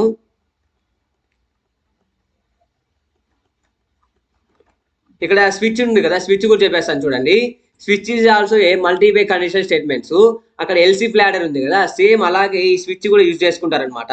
Switch case statements are a substituted for the long if statements. ఆ ఎల్సిఫ్ ల్యాడర్ బదులు స్విచ్ ని తెచ్చారు. Switch is a multiway conditional statements. It is used to check the multi conditions at a time. దీనికి syntax చూడండి, ఇక్కడ expression రాస్తారు. ఈ expression ని ఈ కేసెస్ ఉన్నాయి కదా దాంతో పోలుస్తాం అనమాట. ఈ ప్రతి కేస్ కి ఒక బ్రేక్ స్టేట్మెంట్ ఉంటుంది. ఈ బ్రేక్ స్టేట్మెంట్ పెట్టకపోతే ఏమవుతుందంటే ఈ ఏ కేసు అయితే మనకి సాటిస్ఫై ట్రూ అవుతుందో ఆ తర్వాత మిగతా కేసెస్ అన్ని కూడా ఎగ్జిక్యూట్ అవ్వకుండా ఉండడానికి ఈ బ్రేక్ స్టేట్మెంట్ అనేది ప్రతి కేసులో పెడుతున్నాం. ఎందుకంటే ఈ కేసెస్ ఇక్కడ ఇచ్చిన ఎన్ వాల్యూ ఉంది కదా, ఈ ఎన్ వాల్యూతో ఇక్కడ కేసులో ఉండే వాల్యూ చెక్ అవుతుంది. ఇప్పుడు ఎన్ వాల్యూ 1 అనుకోండి, ఈ కేసు ఇక్కడ రాసాం కదా 1 అని, ఈ 1 ఈక్వల్ అయింది కాబట్టి ఈ బ్లాక్ మొత్తం ఎగ్జిక్యూట్ అవుతుంది. ఎగ్జిక్యూట్ అయిన తర్వాత ఇక్కడ బ్రేక్ స్టేట్మెంట్ పెట్టకపోతే మిగతా కండిషన్స్ కూడా ఎగ్జిక్యూట్ అయిపోతాయి, మిగతా కేసెస్ కూడా. ఒకవేళ ఇక్కడ నేను బ్రేక్ స్టేట్మెంట్ పెట్టాను అనుకోండి, ఈ మిగతా కేసెస్ అన్ని కూడా ఎగ్జిక్యూట్ అవ్వమన్నమాట. ఓన్లీ ఈ కేసు వరకే ఎగ్జిక్యూట్ అయ్యి దీంట్లో నుంచి బయటకు వచ్చేస్తుంది ప్రోగ్రామ్ అనేది. అది స్విచ్ స్టేట్మెంట్ గాయస్, అంతే. ఇక్కడ ఇంకేమీ లేదు. స్విచ్ లో ఒక ఎక్స్ప్రెషన్ ఉంటుంది, ఆ ఎక్స్ప్రెషన్ ని మల్టీ కేసెస్ లో చెక్ చేస్తాం. ఈ కేసెస్ లో ఏదైతే రైట్ అవుతుందో దేనికైతే ఆ కేస్ కి ఈ నెంబర్ అనేది ఈక్వల్ అవుతుందో, ఒకవేళ 5 పెట్టా, ఇది దేనికి ఈక్వల్ అవుతుంది? కేస్ 5 పెట్టని రాస్తున్నాను కదా, ఈ 5కి 5 ఈక్వల్ అయింది కాబట్టి దాంట్లో ఉండే లైన్స్ అనేవి ఎగ్జిక్యూట్ అవుతాయి, స్టేట్మెంట్స్ అనేవి. ఆ తర్వాత ప్రతి ఒక్క కేసు కూడా బ్రేక్ స్టేట్మెంట్ ఉంటుందని చెప్తున్నా. ఎందుకు? ఈ బ్రేక్ అనేది లేకపోతే మిగతా కేసెస్ కూడా ఎగ్జిక్యూట్ అవుతాయి కాబట్టి. దీనికి ఏదైనా ప్రోగ్రామ్ కావాలంటే కూడా ఇక్కడ చూద్దాం, ఆగండి ఉంటుందేమో. చూడండి, ఏ కేసు అయితే ట్రూ అవుతుందో దాంట్లో ఉండే స్టేట్మెంట్స్ ఎగ్జిక్యూట్ అవుతాయి. ఫాల్స్ అయితే నెక్స్ట్ కేసుకి వెళ్తాయి. అది ఒకవేళ ట్రూ అయితే దాని స్టేట్మెంట్స్ ఎగ్జిక్యూట్ అవుతాయి. ఫాల్స్ అయితే నెక్స్ట్ కేసు, డిఫాల్ట్ కేసు ఉంటుంది. అది డిఫాల్ట్గా దాంట్లో ఉండే స్టేట్మెంట్ని అయితే ఎగ్జిక్యూట్ చేస్తుంది. ఏ కేసు సాటిస్ఫై అవ్వకపోతే డిఫాల్ట్ స్టేట్మెంట్ ఎగ్జిక్యూట్ అవుతుంది అనమాట, డిఫాల్ట్ కేసులో ఉండేది. అంటే ఆ తర్వాత బయటకు వచ్చేస్తాం దాంట్లో నుంచి. ఇది ఫ్లో చార్ట్ గైస్. దానికి ఇక్కడ చూడండి ప్రోగ్రామ్ ఉంది, స్విచ్. ఇక్కడ చూడండి ప్రోగ్రాము స్విచ్ ఆఫ్ టు అన్న. ఇక్కడ కేసు 1లో ఈ 1 ఈక్వల్ టు 2 కాదు, సో ఇది ఎగ్జిక్యూట్ అవ్వదు. సో ఇక్కడ 2 ఈక్వల్ కాబట్టి ప్రింట్ చాయిస్ ఈస్ 2. సో దానికి మనకు అవుట్పుట్ ఏమని వస్తుంది, చాయిస్ ఈస్ 2. దాంట్లో ఉండే స్టేట్మెంట్ ఎగ్జిక్యూట్ అయింది అనమాట. ఒకవేళ సపోజ్ నేను ఇక్కడ ఈ వాల్యూ ఉంది కదా, ఇక్కడ ఈ స్విచ్ ఆఫ్ 5 అని ఇచ్చాను అనుకోండి, నాకు ఈ స్విచ్ స్టేట్మెంట్లో ఇక్కడ ఏమీ లేదు, 5 వాల్యూ లేదు కాబట్టి ఇక్కడ ఎక్కడ 5 వాల్యూ లేదు. సో డిఫాల్ట్ కండిషన్ ఎగ్జిక్యూట్ అవుతుంది. ఏమని, అవుట్ ఆఫ్ రేంజ్ అని చెప్పి నాకు అవుట్పుట్ అయితే వస్తుంది గైస్. ఎందుకంటే ఇక్కడ కేస్ 5 అని చెప్పి లేదు కదా, మిగతా కేస్ 1 కేస్ 2 ఉంది. చూడండి ప్రోగ్రామ్ మొత్తం, ఇక్కడ కేస్ 1 ఉంది, కేస్ 2 ఉంది, కేస్ 5 లేదు. సో డిఫాల్ట్ స్టేట్మెంట్ ఎగ్జిక్యూట్ అవుతుంది అనమాట. సో అది మళ్ళీ లూపింగ్ అన్నాం కదా, లూపింగ్ స్టేట్మెంట్స్ అయితే చూద్దాం. చూడండి, వెయిట్ ఎక్కడుందో చూస్తున్నా నాగండి. ఇక్కడ ఉంది చూడండి. In for loop, first for loop. ఇది ఫర్ లూప్ అనేది ఓపెన్ లూపింగ్ స్టేట్మెంట్ అనమాట. ఎందుకంటే మనం ఎప్పుడైతే ఈ ఫర్ లూప్ ని ఇనిషియలైజ్ చేస్తామో అప్పుడే చెప్పేస్తాం అది ఎన్నిసార్లు ఆ టాస్క్ ని పర్ఫామ్ చేయాలనేది. For loop is a open looping statement and it is used to execute A particular task for a fixed number of times అని రాయండి. ఆ డెఫినేషన్ రాసిన తర్వాత దీనికి సింటాక్స్ ఏంటంటే, ఫర్ లూప్ కి ఫర్ అనేది ఇక్కడ ఫర్ తో స్టార్ట్ అవుతుంది. ఫర్ ఇక్కడ ఫస్ట్ ఇనిషియలైజేషన్ అని ఒకటి ఉంటుంది, ఇనిషియలైజ్ చేయాలి. మీరు దేనైతే కండిషన్ ని ఫస్ట్ ఇనిషియలైజేషన్ ఉంటుంది ఫస్ట్ స్టెప్. ఆ తర్వాత కండిషన్ ఉంటుంది అనమాట. మీరు అసలు ఆ ఫర్ లూప్ ఎన్నిసార్లు ఎగ్జిక్యూట్ అవ్వాలో ఆ కండిషన్ ఇక్కడ రాస్తాము. ఆ తర్వాత ఇంక్రిమెంట్ రాస్తాం, ఇంక్రిమెంటా డిక్రిమెంటా అని. దాన్ని క్లోజ్ చేసి ఈ బ్లాక్ లో మనం ఏదైతే స్టేట్మెంట్స్ ఉన్నాయో ఆ స్టేట్మెంట్స్ ని చెప్పా కదా, ఒక పర్టికులర్ టాస్క్ ని మనము fixed number of times execute చేయొచ్చు. ఇది ఇంకోటి ఏంది, ఓపెన్ లూపింగ్ స్టేట్మెంట్ అని చెప్పా. ఓపెన్ లూపింగ్ స్టేట్మెంట్ ఎందుకన్నానంటే ఇక్కడ మనం ఫస్ట్ చెప్పేస్తాం ఇది ఎన్నిసార్లు ఎగ్జిక్యూట్ అవ్వాలి అనేది, ఈ లూప్ అనేది ఎన్నిసార్లు రిపీటెడ్ గా ఎగ్జిక్యూట్ అవ్వాలి అనేది. అందుకే దీన్ని ఓపెన్ లూపింగ్ స్టేట్మెంట్ అయితే అన్నారు. సో దీనికి ఒక ఎగ్జాంపుల్ చెప్తాను చూడండి. గబగబా నోట్స్ తీసుకొని రాసుకోండి, తెల్లారి ఎగ్జామ్ పాస్ అవ్వాలి. సో ఫర్ i = 0 అని పెడుతున్నా, i < 5 అని పెడుతున్నా, అండ్ i++ అని చెప్పించా. ఇక్కడ ఏం చేస్తానంటే ప్రింట్ ఎఫ్ %d, i వాల్యూని ప్రింట్ చేయమంటున్నా. ఇప్పుడు పైన మీకు తెలిసిన ప్రోగ్రామ్ మీకు తెలిసిందే కదా, పైన మిగతాది పెట్టుకోండి. ఇక్కడ ఇంకోటి యాడ్ చేయండి, hash include stdio.h wide main అని. int i = 0 అని డిక్లేర్ చేయండి. ఇక్కడ చాలా అంతే, int i = 0 అని. సో ఇప్పుడు int i = 0, i 0 కాబట్టి ఫస్ట్ 0, ఆ 0 వాల్యూతో ఈ కండిషన్ చెక్ చేస్తుంది 0 > 5 అని. ఈ కండిషన్ ట్రూ కాబట్టి దీంట్లోకి వస్తాం. దీంట్లో ఏముంది, i వాల్యూ 0, ఫస్ట్ 0 ప్రింట్ అవుతుంది. ఆ తర్వాత 1 < 5, ఆ కండిషన్ కూడా ట్రూ కాబట్టి 2 < 5, 2 ప్రింట్ అవుతుంది. 3 < 5, 3 ప్రింట్ అవుతుంది. 4 < 5, 4 ప్రింట్ అవుతుంది. 5 < 5 కండిషన్ ఫాల్స్ కాబట్టి ఇక్కడతో అవుట్పుట్ అనేది ఆగిపోతుంది. సో ఇలాంటి టాస్క్ని పర్ఫామ్ చేయడానికి మనము ఫర్ లూప్ని అయితే వాడుతున్నాము. సో అది గైస్, ఇది ఫర్ లూప్ యొక్క యూజ్ అనమాట. సో ఇంకొకటి ఏముంది మనకి, వైల్ లూప్ అనమాట. సో వైల్ లూప్ అంటే ఏంటంటే, వైల్ లూప్ ఈజ్ ఆల్సో ఇది ఎగ్జిట్ లూప్ స్టేట్మెంట్ అనమాట. And it is also use to execute A particular statements for a fixed number of times. But దీంట్లో ఇన్ఫైనైట్ టైమ్స్ కూడా మనం ఒక task ని ఎగ్జిక్యూట్ చేయొచ్చు అనమాట. ఎలాగంటే దీన్ని ఓపెన్ ఎగ్జిట్ లూపింగ్ స్టేట్మెంట్ అంటాం. దీన్ని ఏమని, ఎగ్జిట్ లూపింగ్ స్టేట్మెంట్ అని. ఎందుకో చెప్తాను చూడండి. ఇక్కడ మనము ఫర్ లూప్ లో ఏం చేసాం, సింటాక్స్ ఇందాక ఫర్ లూప్ సింటాక్స్ చూడండి, ఇనిషియలైజేషన్, కండిషన్, ఇంక్రిమెంట్, డిక్రిమెంట్ అన్నాం. బట్ ఇక్కడ వైల్ లూప్ లో కూడా సేమ్ అవే మూడు ఉంటాయి. ఫస్ట్ ఇనిషియలైజ్ చేయాలి ఒక వేరియబుల్ని ఇనిషియలైజ్ చేసిన తర్వాత దాన్ని ఏం చేయాలంటే మనము కండిషన్ పెట్టుకోవాలి. కండిషన్ పెట్టుకున్న తర్వాత దానికి కావాల్సిన స్టేట్మెంట్స్ రాసుకుంటాము, స్టేట్మెంట్స్ ఏమేమి ఎగ్జిక్యూట్ అవ్వాలని. ఆ తర్వాత ఇంక్రిమెంటా డిక్రిమెంటా చెప్తాం అనమాట. ఎలాగో చూడండి, ఫస్ట్ ఇనిషియలైజేషన్ స్టెప్ కదా, i = 0 అని పెట్టిన, int i = 0 అని. ఆ తర్వాత ఇక్కడ పెడతా వైల్, ఇక్కడ కండిషన్ పెట్టుకోవాలి, వైల్ కండిషన్ అని. స్టేట్మెంట్లో ఏంది ఇక్కడ మనకి syntax, while condition while condition ఈ బ్లాక్ మొత్తం ఎగ్జిక్యూట్ అవ్వమంటున్నా. ఎప్పుడు ఈ కండిషన్ ట్రూ అయినప్పుడు, కండిషన్ ఎప్పుడైతే ట్రూ అవుతుందో ఈ మొత్తం బ్లాక్ అనేది ఎగ్జిక్యూట్ అవుతుంది. ఆ తర్వాత లాస్ట్లో ఉండా ఇక్కడ ఏం చేస్తానంటే ఈ ఈ బ్లాక్లోనే లాస్ట్లో i=i+1 లేకపోతే i=i-1 డిక్లేర్ చేస్తా. ఇది కానీ నేను డిక్లేర్ చేయడం మర్చిపోయాను అనుకోండి, ఈ వైల్ లూప్ అనేది infinite number of times perform అవుతుంది. ఎందుకంటే ఇది ఎగ్జిట్ లూపింగ్ స్టేట్మెంట్. ఎందుకంటే మనం ఎప్పుడైతే ప్రోగ్రామ్ లో నుంచి బయటకు వచ్చేస్తామో ఈ బ్లాక్ లో నుంచి, అప్పుడు దాన్ని ఎంత ఇంక్రిమెంట్ అవ్వాలా డిక్రిమెంట్ అవ్వాలా ఇటరేషన్ అనేది చెప్పాలన్నమాట. ఇటరేటర్ చెప్పలేదు అనుకోండి, infinite number of times execute అవుతుంది. సో దానికి దీన్ని ఎగ్జిట్ లూపింగ్ స్టేట్మెంట్ అన్నాము. సో ఫస్ట్ స్టెప్ ఇనిషియలైజేషన్, తర్వాత కండిషన్, లాస్ట్ లో వచ్చేసరికి మనకి ఇంక్రిమెంటా డిక్రిమెంటా చెప్పాలి. చెప్పకపోతే ఇన్ఫైనైట్ టైమ్స్ ఎగ్జిక్యూట్ అవుతుంది. ఒకవేళ మీరు కండిషన్ ప్లేస్ లో ట్రూ అని పెట్టారు అనుకోండి, ట్రూ అనే కీవర్డ్ పెడితే కూడా ఈ లూప్ అనేది infinite number of times execute అవుతుంది గైస్. అది వైల్ లూప్ అనమాట. దీనికి కూడా మీరు సేమ్ ప్రోగ్రామ్ అయితే రాసుకోండి. ఏమని i= చెప్పా కదా, ఇంట్ i=0 while i<5 print F. ఇక్కడ సేమ్ అనమాట, ఐ వాల్యూని ప్రింట్ చేయమంటున్నా. బట్ ఇక్కడ నేను డిక్లేర్ చేయాలి i=i+2 అని పెట్టాను అనుకోండి, అదేం చేస్తుంది 2 టైమ్స్ ఇంక్రిమెంట్ అయ్యి ఐ వాల్యూ. ఫస్ట్ ఏంది 0<5 ఎగ్జిక్యూట్ అవుతుంది, 0 ప్రింట్ అవుతుంది. తర్వాత ఇంక్రిమెంట్ అయింది 0+2 2 కాబట్టి, ఆ తర్వాత 2 ప్రింట్ అయింది, 2+2 4, 4<5 4 ప్రింట్ అయింది. మళ్ళీ 6 ఫాల్స్ కాబట్టి అక్కడ లూప్ ఎగ్జిక్యూట్ అయిపోయి 0 to 4ని మనకి అవుట్పుట్గా ప్రింట్ చేస్తుంది అనమాట. అది వైల్ లూప్ గైస్. ఇక్కడ మీకు ఇంకొక లూప్ ఏముంది, డూ వైల్ లూప్ ఉంది.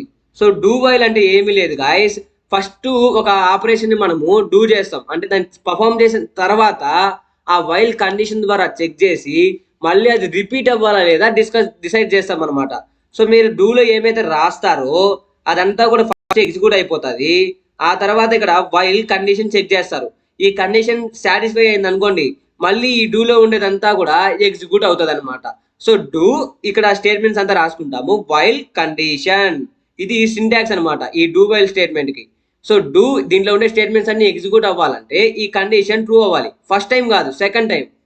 సో ఫస్ట్ టైము ఈ దీంట్లో ఉండే ఆపరేషన్ అంతా పర్ఫామ్ అయిపోతుంది. ఇది అంతా అయిన తర్వాత మళ్ళీ కండిషన్ చెక్ చేసి సెకండ్ సారి అది రిపీట్ అవ్వాలా లేదా అనేది ఈ కండిషన్ పైన డిపెండ్ అవుతుంది గైస్. అది డూ వైల్. దానికి వైల్కి డూ వైల్కి తేడా ఏంటంటే ఫస్ట్ డూలో ఉన్నది ఇక్కడ ఎగ్జిక్యూట్ అవుతుంది, కండిషన్ చెక్ చేయదు.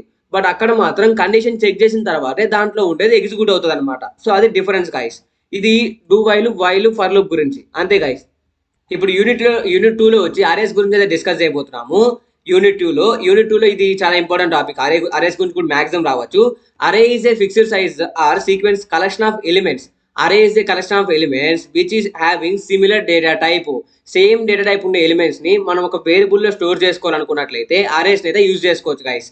సో దీనికి సింటాక్స్ చూడండి. Syntax first data types mention చేయాలి, ఆ తర్వాత వేరియబుల్ నేము, ఆ తర్వాత దాని సైజు డిక్లేర్ చేయాలి.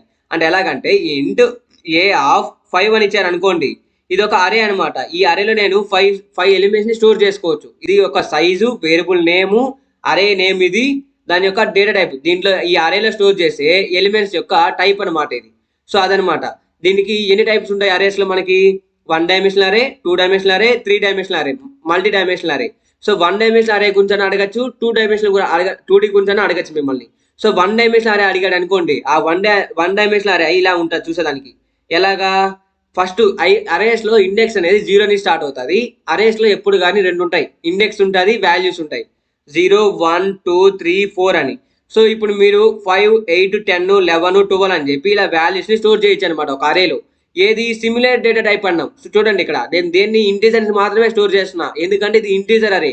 సో దీంట్లో ఉండే వాల్యూస్ ని యాక్సెస్ చేసుకోవాలనుకున్నట్లయితే మీరు యాక్సెసింగ్ అండ్ అరే ఎలా యాక్సెస్ చేసుకోవాలంటే, ఇప్పుడు ఇంటూ a= అని పెట్టి నేను ఇలాగ ఒక ఎలిమెంట్స్ ని స్టోర్ చేశా. ఇప్పుడు ఈ అరే నేమ్ ఉంది కదా, ఈ అరే నేమ్ తో దాని ఇండెక్స్ ని స్పెసిఫై చేస్తూ ఈ వాల్యూని యాక్సెస్ చేసుకోవచ్చు. ఎలాగంటే a(5) అని అనుకోండి, a(5) ఇక్కడ ఉందా? లేదు. అలా కాకుండా a(3) అని ఇచ్చాను అనుకోండి, ఇది ఇండెక్స్ అనమాట. ఇండెక్స్ నెంబర్ ప్రొవైడ్ చేయడం ద్వారా దాంట్లో ఉండే డేటాని యాక్సెస్ చేసుకోవచ్చు. a(3) అంటే ఈ 4 వాల్యూ మనకు అవుట్పుట్ గా వస్తుంది అనమాట. సో అలాగా మనం ఏం చేయొచ్చు, ఈ అరేలో ఉండే వాల్యూస్ ని యాక్సెస్ చేసుకోవచ్చు గాయస్. అర్థమవుతుందా? సో సేమ్ అనమాట. 2 డైమెన్షనల్ అరే ఏంటంటే మనకి బాక్స్ ఉంటుంది అనమాట. చూడండి, ఒక అరే క్రియేట్ చేయడం ఎలాగని చెప్పాను. ఇంట్ అరే నేమ్ అని చెప్పా. అరే నేమ్ అది, దీంట్లో సైజ్ ఎంత ఇచ్చా 5 అని ఇచ్చా. సో ఇప్పుడు ఇక్కడ 3, 8, 4, 9 అని స్టోర్ చేస్తున్నా. సో ఇప్పుడు దీని ఇండెక్స్ ఎంత 0, 1, 2, 3 అని బ్యాక్ ఎండ్ స్టోర్ అయిపోయింటది. ఇప్పుడు నేను printf of a percentile d comma a of 0 అని ప్రింట్ చేయమని అనుకోండి. ఈ ఏ ఆఫ్ 0 అనే వాల్యూ ఎంత 3 కాబట్టి నాకు అవుట్పుట్ 3 అని ప్రింట్ అవుతుంది. ఇప్పుడు సపోజ్ నేను ఫర్ లూప్ లో దీన్ని ఐ వాల్యూ తీసుకోను, i into 0, i less than 5, i plus plus అని చెప్పి ఇచ్చి ప్రింట్ చేయమని అనుకోండి. ఈ కండిషన్ ని ఇక్కడ ఏ ఆఫ్ i అని పెట్టాను అనుకోండి. ఈ అరేలో ఉండే ప్రతి వాల్యూ కూడా నాకు అవుట్పుట్ లో అయితే వచ్చేస్తుంది 3, 8, 4, 9 అని. ఇక్కడ ఇంకొక 4 వాల్యూ లేదు కాబట్టి, 4th ఇండెక్స్ లో ఏం వాల్యూ లేదు కాబట్టి డిఫాల్ట్ గా దీంట్లో అరేస్ లో 0 వాల్యూ స్టోర్ అవుతుంది.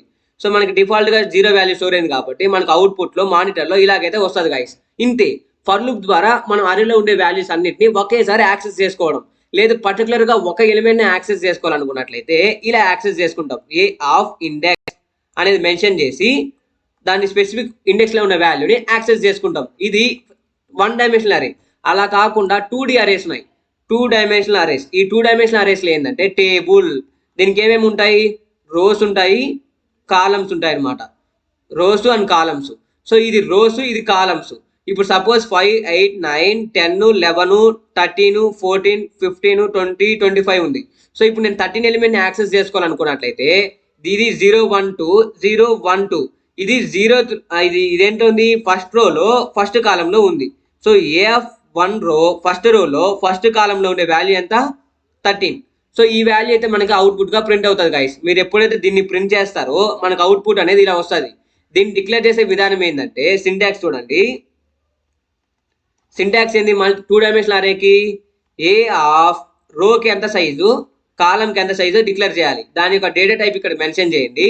ఆ తర్వాత ఇక్కడ మీకు 2 వస్తాయన్నమాట. ఏంది ఇలాగా ఈ కర్లీ బ్రాకెట్స్ లో అయితే మనం ఒక అరేలో ఎలిమెంట్స్ ని స్టోర్ చేయొచ్చు.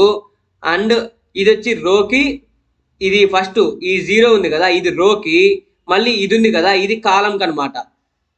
ఈ కాలంలో మళ్ళీ ఇండెక్స్ స్టార్ట్ అవుతుంది 0, 0 చెప్పా కదా. 1, 1 అంటే ఎలాగా, ఈ 1 ఎక్కడ, ఈ 1 అనేది ఈ రో కాబట్టి ఈ అరేలోకి ఈ ఇండెక్స్ లోకి వస్తాము. అండ్ మళ్ళీ ఈ అరేలో ఉంది కదా, ఈ అరేలో ఉండే 0, 1, 2 ఉంటది కదా, ఈ 1 లోకి వచ్చి వాల్యూని యాక్సెస్ చేసుకోమని ఏ ఆఫ్ 1, 1 అని. సో ఇది సింటాక్స్ గైస్ క్రియేట్ చేయడానికి. ఇప్పుడు సపోజ్ నేను ఇక్కడ ఎగ్జాంపుల్ ఒకటి క్రియేట్ చేపిస్తాను చూడండి. ఏ ఆఫ్ 5 అని ఇచ్చా. అంటే ఎలాగంటే ఇప్పుడు ఫస్ట్ నేను ఫస్ట్ ఈ అరేలో 5 వాల్యూస్ స్టోర్ చేసుకోవచ్చు. మళ్ళీ ఈ సబ్ అరే ఉంది కదా దీంట్లో 5 వాల్యూస్ స్టోర్ చేసుకోవచ్చు. ఎలాగంటే ఇది 0th ఇండెక్స్, దీంట్లో 1, 2, 3, 4 అని స్టోర్ చేసా. మళ్ళీ ఇక్కడ 6, 7, 8 అని స్టోర్ చేస్తున్నా. సో ఇక్కడ మీరు చూసుకున్నట్లయితే ఫస్ట్ ఇది 0th ఇండెక్స్ లో ఇది 0, 1, 2, 3 అవుతుంది. ఇది 1 ఇండెక్స్ లో 0, 1, 2 అవుతుంది. సో ఇప్పుడు దీని ప్రకారం నేను ఇక్కడ ఏ ఆఫ్ 1 అని రాసి నాకు ఏ వాల్యూ ప్రింట్ అవుతుంది, ఫస్ట్ రోలోకి వెళ్తుంది. ఫస్ట్ రో అంటే ఇది ఈ ఇండెక్స్ ఫస్ట్ రో, దీంట్లో ఉండే అరేలో మళ్ళీ ఈ 1 పొజిషన్ చెక్ చేస్తుంది. ఏముంది 7. సో మనకు అవుట్పుట్ అనేది 7 అని ప్రింట్ అవుతుంది గైస్. ఇది 2 డైమెన్షనల్ అరేస్ గురించి. ఇక్కడ డిస్కస్ అయిపోయే టాపిక్ వచ్చి స్ట్రింగ్స్ అనమాట. ఇది కూడా చాలా important topic. Strings is a what ఈ స్ట్రింగ్ అని కూడా రావచ్చు మీకు 1 mark question or 5 marks question కూడా. స్ట్రింగ్ ఫంక్షన్స్ గురించి. స్ట్రింగ్ అంటే ఏంటంటే కలెక్షన్ ఆఫ్ క్యారెక్టర్స్ అని అర్థం. అలా క్యారెక్టర్ అనేది డేటా టైప్ ఒక క్యారెక్టర్ స్టోర్ చేసుకుంటుంది. మల్టిపుల్ క్యారెక్టర్స్ ని ఒకేసారి స్టోర్ చేసుకోవాలనుకున్నట్లయితే స్ట్రింగ్ ని యూజ్ చేసుకోవాలి. So string is a collection of characters, array of characters. చూడండి ఏమని రాశారు ఇక్కడ, array of characters. The difference between character array and string is the string terminated with a special character 0. అంటే ఇది ఉండదు కదా బాక్స్, దీంట్లో లాస్ట్ లో మనకి ఇలాగా #0 అని చెప్పి ఒక క్యారెక్టర్ అయితే స్టోర్ అవుతుంది స్ట్రింగ్ అరేలో. అలా కాకుండా క్యారెక్టర్ అరేలో ఏంటంటే ఇది అనేది స్టోర్ అవుతుంది అనమాట. అది డిఫరెన్స్ రెండింటికి. ఇక్కడ చూడండి సింటాక్స్ ఏంటి దీనికి, character str name, string name పెట్టండి, సైజ్ పెట్టండి. అంటే ఎలాగంటే character a equal to Ramesh అని పెట్టారు. సో ఇప్పుడు ఇది క్యారెక్టర్ అరే అనమాట. సో ఇప్పుడు దీంట్లో ఉంది కదా ఈ బాక్స్ లో RAMESH లాస్ట్ లో ఇంకేం స్టోర్ అవుతుందంట, ఈ /0 అనేది స్టోర్ అవుతుంది. ఇది స్ట్రింగ్ అరే. అలా కాకుండా క్యారెక్టర్ ఏ ఈక్వల్ టు ఇలా రాశారు అనుకోండి. ఎలాగంటే ఇప్పుడు suppose character a equal to RAMESH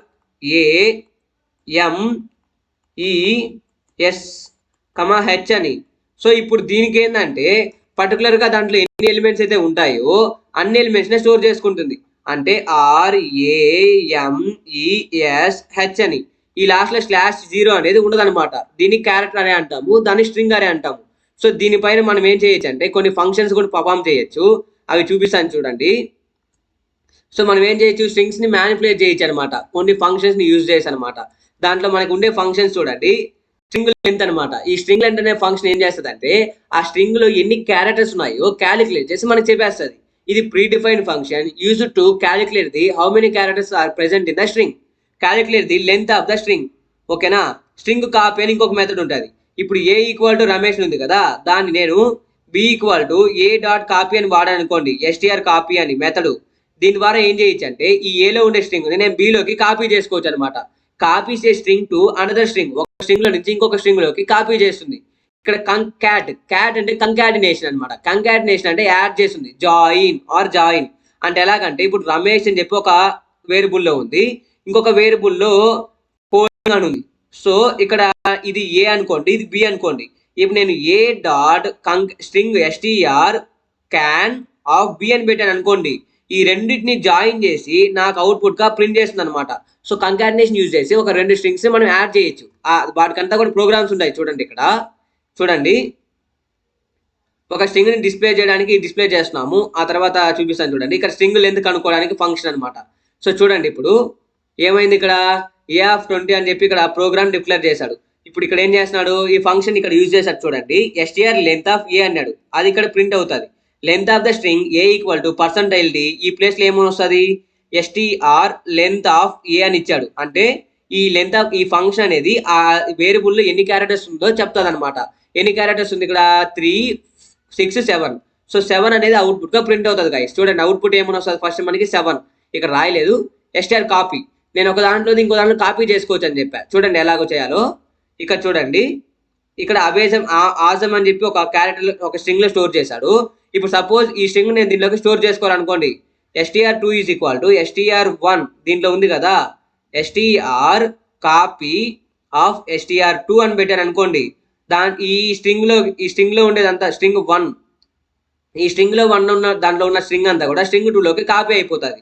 ఇక్కడ చూడండి కావాలంటే ప్రోగ్రామ్ క్లారిటీగా, ప్రోగ్రామ్ లో ఇక్కడ STR2 చూడండి, string copy of STR2 STR1 దేంట్లోకి కాపీ చేయాలన్నమాట.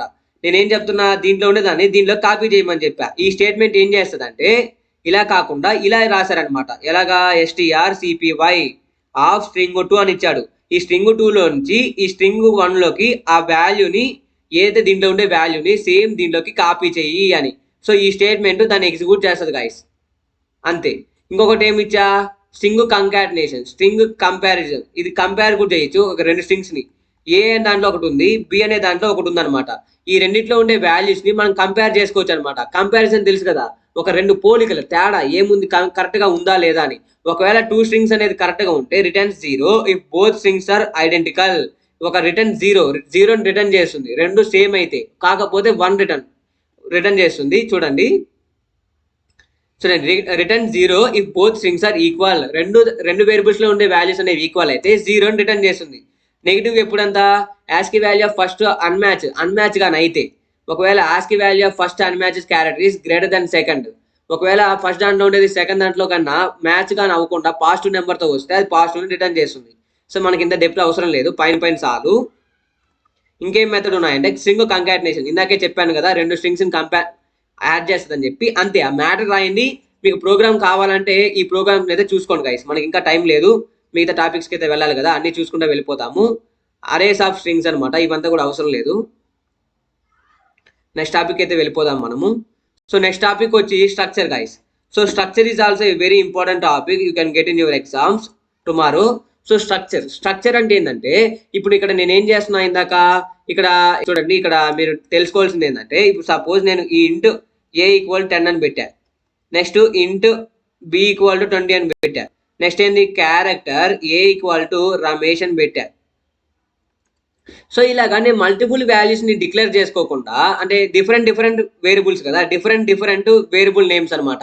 సో ఇలా ఇవ్వకుండా ఇవన్నిటిని ఒకే వేరియబుల్లో స్టోర్ చేసుకోవాలనుకోండి, అప్పుడు ఏం యూజ్ చేస్తామంటే ఈ స్ట్రక్చర్ అనే కాన్సెప్ట్ అయితే యూజ్ చేస్తాము. Structure is a collection of variables of different data types under a single name. ఒక సింగిల్ నేమ్ కింద మల్టిపుల్ వేరియబుల్స్ ని మనం స్టోర్ చేసుకోవచ్చు. దాన్నే మనము ఏమంటామంటే స్ట్రక్చర్ అంటాము. Structure is a user defined data type. It is a collection of different data type elements stored in a single variable అనమాట. దీనికి మీరు చూడండి సింటాక్స్ చూడండి. సింటాక్స్ ఇక్కడ ఒక స్ట్రక్ట్ అనే కీవర్డ్ అయితే యూజ్ చేస్తాం గైస్. స్ట్రక్ట్ అనే కీవర్డ్ యూజ్ చేసి ఒక స్ట్రక్చర్ అయితే క్రియేట్ చేస్తాం. మామూలుగా జావాలో పైథాన్లో మనకి క్లాసెస్గా దీన్ని ఇంప్లిమెంట్ చేశారు. సో ఇక్కడికి వచ్చే సి లాంగ్వేజ్లోకి వచ్చేసరికి స్ట్రక్చర్స్గా అయితే ఉంటుంది. మీ క్లాస్ టాపిక్ వచ్చినట్లయితే స్ట్రక్చర్స్. ఒకవేళ మీరు బిగినర్స్ ఇప్పుడే కాబట్టి స్ట్రక్ట్ అనేది ఏంటంటే మల్టిపుల్ వాల్యూస్ని ఒక నేమ్లో స్టోర్ చేసుకోండి. దీని ద్వారా దాన్ని యాక్సెస్ చేసుకుంటాం. సో స్ట్రక్చర్ అనే కీవర్డ్ యూజ్ చేసి దాన్ని స్ట్రక్చర్ని క్రియేట్ చేస్తున్నాం. స్ట్రక్ట్ కీవర్డ్ పెట్టాలి. ఆ తర్వాత ఒక స్ట్రక్చర్ నేమ్, నీకు ఇష్టం వచ్చిన నేమ్ని పెట్టుకోండి. ఇక్కడ పెట్టుకొని దీంట్లో మీరు ఏవైతే స్టోర్ చేయాలనుకుంటున్నారో ఆ ఎలిమెంట్స్ అన్నింటినీ ఇక్కడ పెట్టండి. ఇక్కడ నేను రాశాను కదా, ఈ ఎలిమెంట్స్ అన్నింటినీ తీసుకొని వచ్చి ఇక్కడ పెట్టండి అనమాట. ఇక్కడ పెట్టి దీంతో ఇది పెట్టండి. ఒక స్ట్రక్చర్ క్రియేట్ అయిపోతుంది. దీనికి మనము దీంట్లో ఉన్న మెంబర్స్ని యాక్సెస్ చేసుకోవాలనుకున్నట్లయితే దీనికి ఒక స్ట్రక్చర్ వేరియబుల్ని మనము క్రియేట్ చేయాలన్నమాట. అది ఎలాగంటే చూడండి, చూపిస్తాను. Structure variable declaration and accessing. When a struct is defined, it creates a user defined type, but no storage, no memory is allocated. దానికి స్టోరేజ్ కానీ మెమరీ కానీ ఏం అలకేట్ అవ్వదు. ఎందుకంటే ఒక స్ట్రక్ట్ వేరియబుల్ క్రియేట్ అయ్యే వరకు దాంట్లో ఉండే ఆ వేరియబుల్ ఆ స్ట్రక్చర్లో ఉండే ఎలిమెంట్స్కి దేనికి ఏమి మెమరీ స్పేస్ అనేది అలకేట్ అవ్వదంట. ఎందుకంటే దీనికి స్ట్రక్చర్ వేరియబుల్స్ క్రియేట్ అవ్వాలి. ఆ క్లాస్కి ఆబ్జెక్ట్స్ ఎప్పుడైతే క్రియేట్ చేస్తామో అప్పుడే మెమరీ క్రియేట్ అవుతుంది కదా. ఇక్కడ కూడా సేమ్ స్ట్రక్చర్కి స్ట్రక్చర్ వేరియబుల్స్ క్రియేట్ అయినప్పుడే దానికి మెమరీ అనేది అలకేట్ అవుతుంది గైస్. ఇక చూడండి, స్ట్రక్ట్ ఎంప్లాయ్కి ఏముంటుంది? ఎంప్లాయీ నెంబరు, ఎంప్లాయీ నేము, ఎంప్లాయీ శాలరీ. సో ఇది ఒక స్ట్రక్చర్ అనుకోండి. ఇది నేను క్రియేట్ చేసిన స్ట్రక్చర్. దీనికి ఫస్ట్ నేను ఏం క్రియేట్ చేయాలి? ఒక స్ట్రక్చర్ వేరియబుల్ని క్రియేట్ చేయాలి. 2 waysలో స్ట్రక్చర్ వేరియబుల్స్ని క్రియేట్ చేయొచ్చు. మీకు ముందే స్ట్రక్చర్ వేరియబుల్స్ తెలుసు అనుకోండి, ఈ సెమీకోలన్ ముందరే పెట్టేయండి. క్లోజ్ చేశాం కదా E1, E2 అని. సో ఈ ఇద్దరు ఎంప్లాయీస్ అనమాట వీళ్ళిద్దరు. ఈ ఎంప్లాయీ 1 అనేవాడు నేను, ఈ ఎంప్లాయీ 2 మీరు అనుకోండి. సో మీకు ముందే తెలిస్తే ఇక్కడే పెట్టుకోవచ్చు. Structure variables pre defined structure create చేసినప్పుడు క్రియేట్ చేసుకోవచ్చు. అలా కాకుండా మీకు ఫిక్స్డ్ నెంబర్ ఆఫ్ టైమ్స్ తెలియదు అనుకున్నట్లయితే ఇలా క్రియేట్ చేసుకోవాలి. స్ట్రక్ట్ ఎంప్లాయీ 1, ఎంప్లాయీ 2 అని. సో ఇవన్నీ ఏంది? దీనికి మనం ఏం చేస్తున్నాము? ఇక్కడ స్ట్రక్చర్ వేరియబుల్స్ని క్రియేట్ చేస్తున్నాం. దేంట్లో? మెయిన్ ఫంక్షన్లో. ఇది డైరెక్ట్ స్ట్రక్ట్ అవ్వడమే. ఇక్కడ పెట్టేస్తే కూడా ఇది కూడా సేమ్ అనమాట. 2 waysలో మనం చేసుకోవచ్చు గైస్. ఇది ఫిక్స్డ్ నెంబర్ ఆఫ్ టైమ్స్ మనకు ముందే తెలిస్తే, ఇది తెలియకపోతే అదనమాట. దాంట్లో ఉండే వేరియబుల్స్ని ఎలా యాక్సెస్ చేసుకోవాలంటే చూడండి, ఇక్కడ 2 waysలో చెప్పాను కదా. ఎగ్జాంపుల్ ఇక్కడ ఇచ్చాడు, దీని తర్వాతే పెట్టేశాడు. దీన్ని యాక్సెస్ చేసుకోవడం ఎలాగంటే ఎంప్లాయీ 1 డాట్ ఆపరేటర్ ద్వారా యాక్సెస్ చేసుకోవచ్చు. ఎంప్లాయీ నెంబర్ అని దీంట్లో స్టోర్ చేసుకోవచ్చు. ఎంప్లాయీ 1 డాట్ ఈ నెంబర్ ఈక్వల్ టు 10 అని ఇస్తా. ఏమవుతుంది అంటే ఈ నెంబర్ అనే ఒక వేరియబుల్ క్రియేట్ అయ్యి దాంట్లో ఈ 10 అనే వాల్యూ స్టోర్ అవుతుంది. అది దేంది? ఎంప్లాయీ 1 అనే యొక్క స్ట్రక్చర్ వేరియబుల్ది. అందరికీ కాదు, ఓన్లీ ఎంప్లాయీ 1 అనే వాడికి మాత్రమే ఎంప్లాయీ నెంబర్ అది. అంతే కదా, పర్టికులర్ పర్సన్స్కి ఉంటుంది. ఆ పర్టికులర్ ఇది ఒక ఆబ్జెక్ట్ లాగా అనమాట. ఇది ఒక స్ట్రక్చర్ వేరియబుల్. దీనికంతా ఒక స్పేస్ ఉంటుంది. ఆ స్పేసెస్లో ఈ టైప్ ఆఫ్ డేటా అంతా ఉంటుంది. ఇంకొక ఎంప్లాయీ 2 అన్నాం కదా, దానికి ఒక బాక్స్ క్రియేట్ అవుతుంది. దాంట్లో మళ్ళీ ఈ సేమ్ నేమ్తో వేరియబుల్స్ అన్నీ ఉంటాయి గైస్. ఎందుకంటే ఇక్కడ మనం దీని ద్వారా యాక్సెస్ చేసుకుంటాం కాబట్టి మనం దేంట్లోకి ఆ స్ట్రక్చర్ వేరియబుల్లో దేంట్లోకి వెళ్ళాలో అది ఇక్కడ డిఫైన్ చేసే దాన్ని బట్టి ఉంటుంది. మీరు ఎంప్లాయీ 1 ఇస్తే దీంట్లోనే వేరియబుల్ని యాక్సెస్ చేసుకుంటుంది. ఎంప్లాయీ 2 డాట్ ఎంప్లాయీ నెంబర్ అని అనుకోండి, దీంట్లోకి వెళ్ళి దాంట్లో ఉండే డేటాని తీసుకొని వస్తుంది. అది స్ట్రక్చర్స్ గురించి. దానికి ప్రోగ్రామ్ కావాలంటే మీరు ఇక్కడ ఉంది, చూసుకోండి, ఒకసారి చూసి నేర్చుకోండి. చాలా ఈజీ. ఇక్కడ ఏమి ఉండదు చూడండి. ఒక దాంట్లో ఉన్న డేటాని ప్రింట్ చేస్తున్నాడు. Employee dot number, employee dot name, employee dot salary అని. అవన్నింటినీ కూడా దేంట్లో ఇచ్చాడు?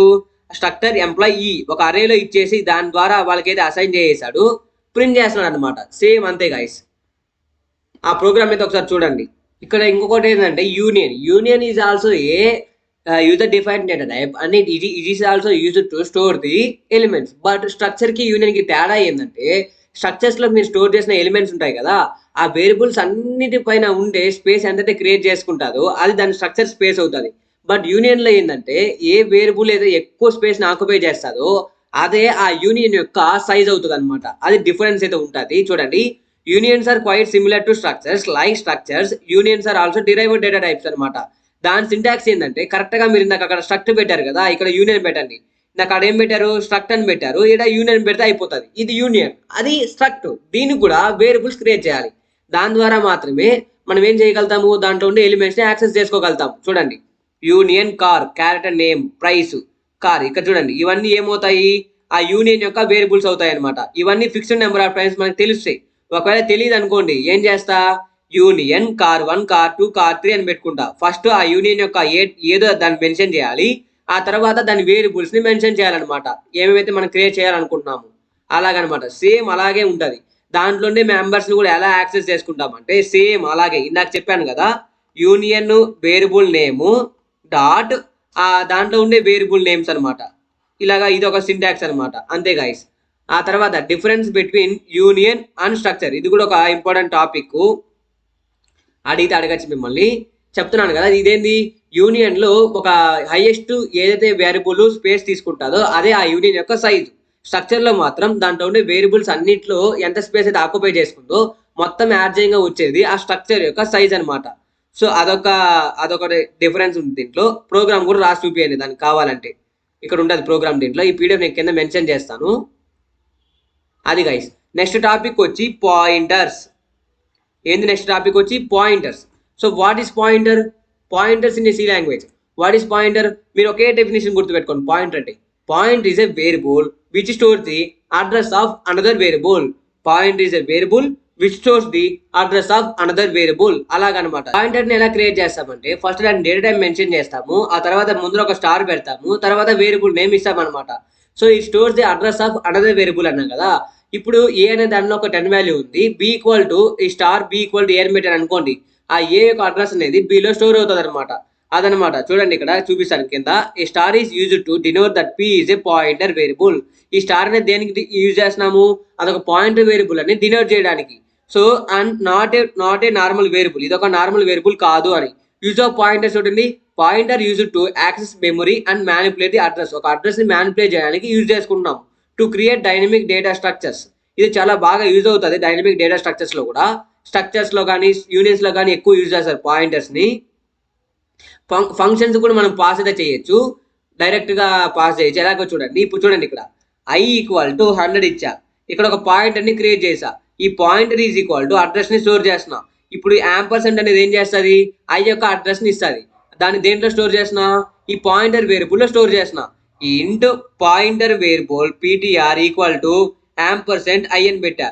ఈ i యొక్క అడ్రస్ ఏదైతే ఉంటుందో ఆ అడ్రస్ ని నేను ఈ పాయింటర్ లో స్టోర్ చేస్తున్నా. ఇదొక పాయింటర్ వేరియబుల్. దాన్ని ప్రింట్ చేయొచ్చు కూడా. చూడండి ఇక్కడ ప్రింట్ చేస్తున్నాను, సేమ్ అవుట్పుట్ అయితే మనకు వస్తుంది అనమాట. టైప్స్ ఆఫ్ పాయింటర్స్ లో మనకి 2 టైప్స్ అయితే ఉంటుంది. ఒకటి ఇలా ఇది ఒకటి ఉంటుంది, అండ్ ఇంకొకటి ఇలా ఉంటుంది గైస్. హ్యాష్ ఒక చూడండి యారో మార్క్ ఉంటుంది. ఇది ఎనీ డేటాకి యూజ్ చేస్తాము. అంటే ఇది పర్టికులర్ పాయింటర్ టు పాయింటర్ ఏదైనా క్యాలిక్యులేట్ చేయాలంటే దీన్ని యూజ్ చేస్తాం. లేదు other data types also pointer variables use చేసి క్యాలిక్యులేట్ చేయాలనుకున్నట్లయితే ఈ యారో సింబల్ యూజ్ చేస్తాం. అదనమాట. అది రాసే చాలు, మీరు ఇంకేం అవసరం లేదు దీంట్లో. చూడండి ఇంకా నెక్స్ట్ టాపిక్ అయితే వెళ్ళిపోదాము. నెక్స్ట్ ఇంపార్టెంట్ టాపిక్ కి ఎనామరేషన్స్ ఇన్ సి అనమాట. ఈ ఈనం అనే డేటా టైప్ గురించి డిస్కస్ అయిపోతున్నాం ఇప్పుడు. ఈ ఈనం అనేది కూడా మీకు చాలా ఇంపార్టెంట్ టాపిక్. సో దీని గురించి కూడా ఎగ్జామ్ రావచ్చు గైస్. ఎనామరేషన్ ఇది కూడా అంటే ఈనము స్ట్రక్చర్స్ ఈ యూనియన్ అన్ని కూడా user define data type in C. It is mainly used to assign names to a integral constants. Names make a program easy to read and main. దీంట్లో స్టోర్ చేస్తున్నాం కదా, దీని డైరెక్ట్ గా దీని వాల్యూస్ అనేవి ఫిక్స్డ్ గా ఉంటాయి. దీన్ని మనం డైరెక్ట్ గా యూజ్ చేసుకోవచ్చు అనమాట. ఎలాగంటే చూడండి, enum is used to declare a new enumeration in C. ఇక్కడ చూడండి కాన్స్టెంట్ 1 ఈజ్ ఈక్వల్ టు, ఇవన్నీ దీంట్లో డిక్లేర్ చేసే వేరియబుల్స్ ఉంటాయి కదా, ఇవన్నీ కాన్స్టెంట్స్ అనమాట. ఇవి ఎప్పటికీ మళ్ళీ చేంజ్ అవ్వవు. దీని వాల్యూస్ అనేవి ఇంతే అనే వేరియబుల్స్ ఏవైతే ఉంటాయో అలాంటి వేరియబుల్స్ ని మనం తీసుకొని వచ్చి ఈ ఈనంలో స్టోర్ చేస్తాం. Enum is a special data type. దీంట్లో మనం డిక్లేర్ చేసే వేరియబుల్స్ అన్ని కూడా constants which doesn't change the value and entire the program. ఒక ప్రోగ్రామ్ మొత్తంలో దాని వాల్యూ అనేది చేంజ్ అవుతుంది అనమాట. అలాంటి వాటిని తీసుకొని వచ్చి దీంట్లో స్టోర్ చేస్తాం. ఇప్పుడు ఎగ్జాంపుల్ చూడండి, enum week of Monday Tuesday Wednesday. వారానికి 7 రోజులే ఉంటావు, 7 రోజులే ఉంటాయి కానీ మారవు కదా, 10 రోజులు ఏమైనా వస్తాయి రావు కదా. అలాంటి టైప్ ఆఫ్ డేటాని దీంట్లో స్టోర్ చేస్తాం అనమాట. అలాంటి టైప్ ఆఫ్ డేటాని స్టోర్ చేయడానికి ఈనం అనే దాన్ని అయితే యూజ్ చేస్తాం గైస్. దాంట్లో ఉండి దాన్ని యాక్సెస్ చేసుకోవాలంటే కూడా ఇలాగే సేమ్ దానికి క్రియేట్ చేయండి డే డాట్ వెన్స్డే. ఫస్ట్ దానికి ఒక ఈనం వేరియబుల్ ని క్రియేట్ చేసుకోవాలి. ఈనం డేటా టైప్, ఈనం మనం డిక్లేర్ చేసిన ఈనం యొక్క ఈనం నేమ్ ఇది. దానికి వేరియబుల్ అనేది ఒక డే అనే వేరియబుల్ క్రియేట్ చేసా. ఆ డేలో ఏముంది, మండే ట్యూస్డే వెన్స్డే ఉంది కదా, డే డాట్ వెన్స్డే అని యాక్సెస్ చేసుకున్నా. దీన్ని ప్రింట్ చేస్తున్నా, నాకు వెన్స్డే అని వస్తుంది అవుట్పుట్. అంతే గైస్, ఏం ఉండదు దాంట్లో. ఏముంటే అదే ప్రింట్ అవుతుంది. అంటే ఇక్కడ ఏం కొత్తగా ఏం లేదు. నెక్స్ట్ ఇంకో ఏమున్నాయి ఇక్కడ, ఎస్టార్ అనే అవసరం లేదు. యూనిట్ 3 యూనిట్ 3కి వచ్చేసాము. యూనిట్ 3లోకి వచ్చి ఇప్పుడు నేర్చుకోవాల్సిన వచ్చి ప్రీ ప్రాసెసర్ కమాండ్స్. ఈ ప్రీ ప్రాసెసర్స్ ఏంటంటే మనం ఒక ప్రోగ్రామ్ రాసాం, ఆ ప్రోగ్రామ్ని ఎగ్జిక్యూట్ చేస్తాం కదా, అది కంపైల్ అయ్యే దానికి ముందే సమ్ ప్రీ ప్రాసెసర్ కమాండ్స్ అయితే ఎగ్జిక్యూట్ చేస్తుంది. అవన్నీ మ్యాక్రో ప్రాసెసర్ చూసుకుంటుంది. Preprocessor is the macro processor that is used to automatically by the C compiler use చేసుకొని to transfer our program before Agile compilation. It's called macro processor because it allows you to define macros which are brief abbreviations for longer. పెద్ద మీకు ఇంకా క్లారిటీగా చెప్తాను చూడండి. నేను some కమాండ్స్ని use చేసి ప్రోగ్రామ్లో పెట్టా. ఆ ప్రోగ్రామ్ ఎగ్జిక్యూట్ కంపైలేషన్లో అవ్వకముందే ఇది ఆటోమేటికల్గా దాంట్లో ఉన్న డేటాను రీడ్ చేసి తీసుకుంటుంది అనమాట. ఇప్పుడు దీంట్లో కొన్ని కమాండ్స్ ఉంటాయి, దాని తర్వాత మీకు ఐడియా వస్తుంది చూడండి దీని ప్రీ ప్రాసెసర్ అంటే ఏందని. Pre-processing directives are lines in your program or our program that starts with the hash symbol. Hash symbol ఏదైతే స్టార్ట్ అవుతుందో అవన్నీ ప్రీ ప్రాసెసర్ కమాండ్స్ అనమాట. అవి మన ప్రోగ్రామ్ ఎగ్జిక్యూట్ అవ్వడానికి ముందే దాంట్లో ఉన్న దాన్ని రీడ్ చేస్తుంది ఎవరు? కంపైలర్. మ్యాక్రో ప్రాసెసర్ అనేది కంపైలర్కి ఆటోమేటిక్గా దాన్ని రీడ్ చేసి పంపిస్తుంది. దాంట్లో ఉండే ప్రీ ప్రాసెసర్ కమాండ్స్ చూడండి, ఇవంతా కూడా ప్రీ ప్రాసెసర్ కమాండ్స్ అనమాట. ఇవన్నీ కూడా మీరు ఇవన్నీ గుర్తుపెట్టుకోండి. జస్ట్ ఇవన్నీ రాయాల్సి కూడా మార్క్స్ పడతాయి మీకు. దీంట్లో ఉన్న ప్రతి దాని గురించి మీకు క్లారిటీగా అయితే రాయబడలేదు. ఇవన్నీ మీరు గుర్తుపెట్టుకోకపోతే కూడా చాలు guys. Back benchers. Hash include అంటే ఏంటంటే ఏదో ఒక ఫైల్ని తీసుకొని వచ్చి మన ఫైల్లో ఇంక్లూడ్ చేయడం అనమాట. ఇప్పుడు మీరు దీని సింటాక్స్ చూసుకుంటే కూడా హ్యాష్ ఇంక్లూడ్, ఇక్కడ ఫైల్ నేమ్ పెట్టాలి. ఈ ఫైల్ ఎక్కడో ఉంది, ఈ ఫైల్ని తీసుకొని వచ్చి మన ప్రెజెంట్ ప్రోగ్రామ్లో పెడుతున్నాం అనమాట, మన ప్రెజెంట్ సోర్స్ ఫైల్లో. మీరు చూసుకున్నట్లయితే హ్యాష్ ఇంక్లూడ్ stdio.h అని పెడతారు. అంటే ఆ stdio.h అనే ఫైలు ఎక్కడో ఉంది, దాన్ని తీసుకొని వచ్చి మన ప్రెజెంట్ ప్రోగ్రామ్లో ఇన్వాల్వ్ చేస్తాం. దానికోసం యూజ్ చేసేది ఈ ప్రీ ప్రాసెసర్ కమాండ్ అనమాట. ఈ ప్రీ ప్రాసెసర్ ఏం చేస్తుంది? ఏదో ఒక సంథింగ్ కంపైల్ అవ్వడానికి ముందే ఇంకొక ఫైల్ని తీసుకొని వచ్చి మన దాంట్లో పెడతాది అనమాట. ఇది లింకర్లో యాడ్ అవుతుంది. చూడండి, hash include preprocessor directive it is used to paste the code of a given file into current file. మన ప్రెజెంట్ ఫైల్లో గివెన్ ఫైల్ని ఇంక్లూడ్ చేస్తుంది. ఇక్కడ చూడండి, ఇంక్లూడ్ దీని యొక్క సింటాక్స్ అండ్ ఇక్కడ ఇంక్లూడ్ ఏ ఫైల్ ఇలా పెట్టచ్చు అనమాట. ఇక్కడ ఇంకొక మ్యాక్రో ఏముంది? డిఫైన్. ఈ డిఫైన్ అనేది ఏంటంటే మనం ఒక టోకెన్ డిక్లేర్ చేయొచ్చు. ఒక నార్మల్ వేరియబుల్లా కాకుండా ఒక టోకెన్ డిక్లేర్ చేయొచ్చు. దీని వాల్యూ అనేది చేంజ్ అవ్వదు అనమాట. ఇప్పుడు హ్యాష్ n5 అని పెట్టాను అనుకోండి, n అనే వాల్యూ అనేది 5 మాత్రమే, ఎంటర్ ది ప్రోగ్రామ్. ఇలా మనం ఒక వేరియబుల్స్ని కూడా టోకెన్స్ కూడా డిక్లేర్ చేయొచ్చు. ఏ ప్రాసెసర్ కమాండ్ యూజ్ చేసి? ఈ హ్యాష్ డిఫైన్ అనే దాన్ని యూజ్ చేసి. అలాగే ఇక్కడ ఉన్నాయి కదా, ఇక్కడ ఉండే ప్రతి దానికి కూడా మీనింగ్ అయితే ఉంటుంది. ఇవన్నీ మీరు పేర్లన్నా గుర్తుపెట్టుకోండి, దాని డెఫినేషన్ చదువుకొని పొండి గైస్. రావచ్చు, ఇది కూడా చాలా ఇంపార్టెంట్ టాపిక్, రావచ్చు. స్పెసిఫిక్గా అడిగితే హ్యాష్ ఇంక్లూడ్ ఈ డిఫైన్ గురించి రాసి ఎగ్జాంపుల్స్ అయితే రాయండి గైస్. ఇంకొకటి వచ్చి ఫైల్స్ అనమాట. ఇప్పుడు ఒక ప్రోగ్రామ్లో A=10 B=20 అని ఇచ్చా. దాన్ని ఎగ్జిక్యూట్ చేసిన తర్వాత ఆ ప్రోగ్రామ్ నేను క్లోజ్ చేశాను అనుకోండి, ఆ దాని యొక్క డేటా అంతా ఏమవుతుంది? లాస్ అయిపోతా. అలా కాకుండా ఆ డేటాని నేను స్టోర్ చేసుకోవాలనుకున్నట్లయితే ఒక ఫైల్స్ అనే కాన్సెప్ట్ని ఇంక్లూడ్ చేశారు. ఇక్కడ చూడండి, when a program terminated the entire data is lost. Storing in a file will be preserve your data even if the program terminates. ఒక ప్రోగ్రామ్ అనేది మనం ఎగ్జిట్ అయిపోయినా సరే దాంట్లో ఉండే డేటాని స్టోర్ చేసుకోవడానికి ఈ ఫైల్స్ అనే కాన్సెప్ట్ని యూజ్ చేస్తున్నాం. ఒకవేళ టర్మినేట్ అవ్వడం, ఆ డేటా అనేది లాస్ అవ్వకూడదు అనుకున్నట్లయితే దానివల్ల దీని అయితే తెచ్చారు. If you have to enter a large number of data it will take a lot of time to enter the data however if you have file containing all the data you can easily access. ఫైల్లో మనం ఏం చేయొచ్చు? ఒక large amount of డేటాని పెట్టచ్చు, దాని నుంచి మనం యాక్సెస్ చేసుకోవచ్చు. దాన్ని ప్రోగ్రామ్లో పెట్టుకోవాలనుకుంటే మనకి ఎంత స్పేస్ అనేది ఎక్కువ తీసుకుంటుంది, ఆ ప్రోగ్రామ్ రన్ అవ్వడానికి కూడా టైం ఎక్కువ పడుతుంది అనమాట. అలాంటివన్నీ ఉండకుండా ఫైల్స్ని క్రియేట్ చేశారు. ఈ ఫైల్స్లో మనకి స్పెషల్గా 2 టైప్స్ ఫైల్స్ అయితే ఉంటాయి. One is text file, another one is binary file. Text file అనేది నార్మల్ TXT ఫైల్స్ ఉంటాయి కదా, ఇవన్నీ కూడా టెక్స్ట్ ఫైల్స్ అనమాట. దీంట్లో నువ్వేం స్టోర్ చేస్తావు? Anything you will be store. ఏదైనా చేసుకో, ఇదేనైనా స్టోర్ చేయొచ్చు అనమాట. నువ్వు ఏది 1 2 3 A to Z సింబల్స్ ఏదైనా, సో ఏం స్టోర్ చేసినా కూడా టెక్స్ట్ ఫైలే. దాంట్లో ఏమి కానీ నువ్వు యాక్సెస్ చేసుకోవడమే తప్ప దాంట్లో ఉండేదాన్ని మ్యానిపులేట్ చేయలేవు. చూడండి, ఇక్కడ the text files are normal TXT files that you can easily create using Notepad app ద్వారా దాని TXT ఫైల్స్ ని క్రియేట్ చేయొచ్చు. Or any simple text editors. When you open those files you will see all the contents within the file as plain text. ఇది plain ఇక్కడ plan కాదు, plain text కిందకి మీరు దాన్ని ఏం చేయొచ్చు? చూడొచ్చు అనమాట. ఈజీలీ దాన్ని ఎడిట్ చేసుకోవచ్చు అనమాట. అక్కడికక్కడ ఎడిట్ చేసేవచ్చు, మార్చేయవచ్చు. బట్ అలా బైనరీ ఫైల్స్ అలా కాదు. ఈ బైనరీ ఫైల్స్ అనేవి 0 1 ని కంటైనింగ్ ఉంటుంది. అక్కడ మీరు టెక్స్ట్ లో యాడ్ చేస్తున్నారు కదా, ఆ టెక్స్ట్ అంతా కూడా బైనరీలోకి 0 1s లో కన్వర్ట్ అయ్యి అది స్టోర్ అవుతుంది. ఇది బిన్ అనే దాంట్లో స్టోర్ అవుతుంది అనమాట. బిన్ ఫైల్స్ అంటారు దీన్ని, బైనరీ ఫైల్స్ ని. ఈ బిన్ అనే ఫైల్స్ 0 1s స్టోర్ చేసుకుంటుంది. దీన్ని మిషన్ కోడ్ లాగా మనం ఎగ్జిక్యూట్ కూడా చేయొచ్చు అనమాట. సో బైనరీ కోడ్స్ దానికి యూజ్ చేసుకుంటారు. చూడండి, in your computer system instead of storing the data in a plain text you can store in the binary form. 0s and 1s format లో కూడా మనం డేటాని స్టోర్ చేసుకోవచ్చు. అవేంది బైనరీ టైప్ ఆఫ్ ఫైల్స్ అనమాట. దాన్ని బైనరీ ఫైల్స్ అన్నాము. అది guys text files, binary files. Next important topic వచ్చి ఫైల్ ఆపరేషన్స్. ఈ ఫైల్ ఆపరేషన్స్ కూడా చాలా ఇంపార్టెంట్. దీంట్లో ఫైల్ ఆపరేషన్స్ లో మనకి ఇక్కడ చూడండి, creating a new file, existing file, or closing a file, reading or writing from a file. ఒక ఫైల్ ని మనం ఫస్ట్ రీడ్ చేయాలన్నా రైట్ చేయాలన్నా ఫస్ట్ ఆ ఫైల్ మనం ఏం చేయాలి, ఓపెన్ చేయాలి. ఆ తర్వాత దాన్ని రీడ్ అయినా రైట్ అయినా చేయొచ్చు. ఆ తర్వాత మళ్ళీ దాన్ని ఏం చేయాలి, క్లోజ్ చేసేవాలి. అవి దాంట్లో ఉండే మనకు ఒక పార్ట్స్ అనమాట, స్టేజెస్. ఫస్ట్ చూడండి, ఒక ఓపెనింగ్ ఏ ఫైల్, ఒక ఫైల్ ని మనం ఓపెన్ చేయాలంటే మనకు ఒక ఓపెన్ అనే ఒక ఫంక్షన్ ఉంటుంది, ఎఫ్ ఓపెన్ అని. ఈ ఎఫ్ ఓపెన్ అనే ఫంక్షన్ ద్వారా మనం ఒక ఫైల్ అయితే ప్రజెంట్ ప్రోగ్రామ్ లో ఒక ఫైల్ ని ఓపెన్ చేయొచ్చు, మన సిస్టమ్ లో ఉండే ఫైల్ ని. చూడండి ఇక్కడ ఎఫ్ ఓపెన్ అనే ఫంక్షన్ ద్వారా మనం ఒక ఫైల్ ని ఓపెన్ చేయొచ్చు. చూడండి ఇక్కడ F pointer, F open, first file name ని, దీనికి ఇది ఒక మెథడ్ కాబట్టి దానికి 2 పారామీటర్స్ ఇవ్వాలి. File name and mode. ఏ మోడ్, రీడ్ మోడా, రైట్ మోడా, అపెండ్ మోడా. ఇక్కడ రీడ్ రైట్, అపెండ్ అని 3 మెథడ్స్ అయితే ఉంటాయి. ఈ రీడ్ మెథడ్ లో ఏం చేయొచ్చు అంటే ఆర్ పెడితే రీడ్ చేయొచ్చు, దాంట్లో ఉండే కంటెంట్ ని మనం రీడ్ చేయొచ్చు. లేదు డబ్ల్యూ పెట్టామనుకోండి, దాంట్లో కొత్తగా ఆ మొత్తం ఉంది ఏమేమైతే ప్రీవియస్ గా ఫైల్ డేటా ఉంటుందో మొత్తం ఎరేజ్ అయిపోయి కొత్త డేటా నువ్వు ఏదైతే రాస్తావో అది పోయి యాడ్ అవుతుంది. సమ్ మెథడ్స్ ద్వారా యాడ్ చేయొచ్చు. అలా కాకుండా అపెండ్ ఇచ్చావనుకో, ఆల్రెడీ ఈ ఫైల్లో సమ్ లైన్స్ ఆఫ్ డేటా ఉంది, last end of the file ఉంటుంది కదా, ఆడ కొత్త డేటా పోయి యాడ్ అవుతుంది. ఏ కానీ పెడితే మనం మోడ్, ఇక్కడ ఈ మోడ్ స్పేస్ లో ఇక్కడ ఆర్ పెడితే రీడ్ అవుతుంది, డబ్ల్యూ పెడితే రైట్ అవుతుంది, ఏ పెడితే అపెండ్ అవుతుంది అనమాట. అది మోడ్స్ అనమాట, ఫైల్ మోడ్స్ అవి. ఇక్కడ ఫైల్ ఓపెన్ అనే మెథడ్ ద్వారా, ఎఫ్ ఓపెన్ అనే మెథడ్ ద్వారా ఈ ఫైల్ ని ఓపెన్ చేస్తున్నాం. ఇన్ దిస్ మోడ్, ఆ మోడ్ లో ఓపెన్ చేస్తాం.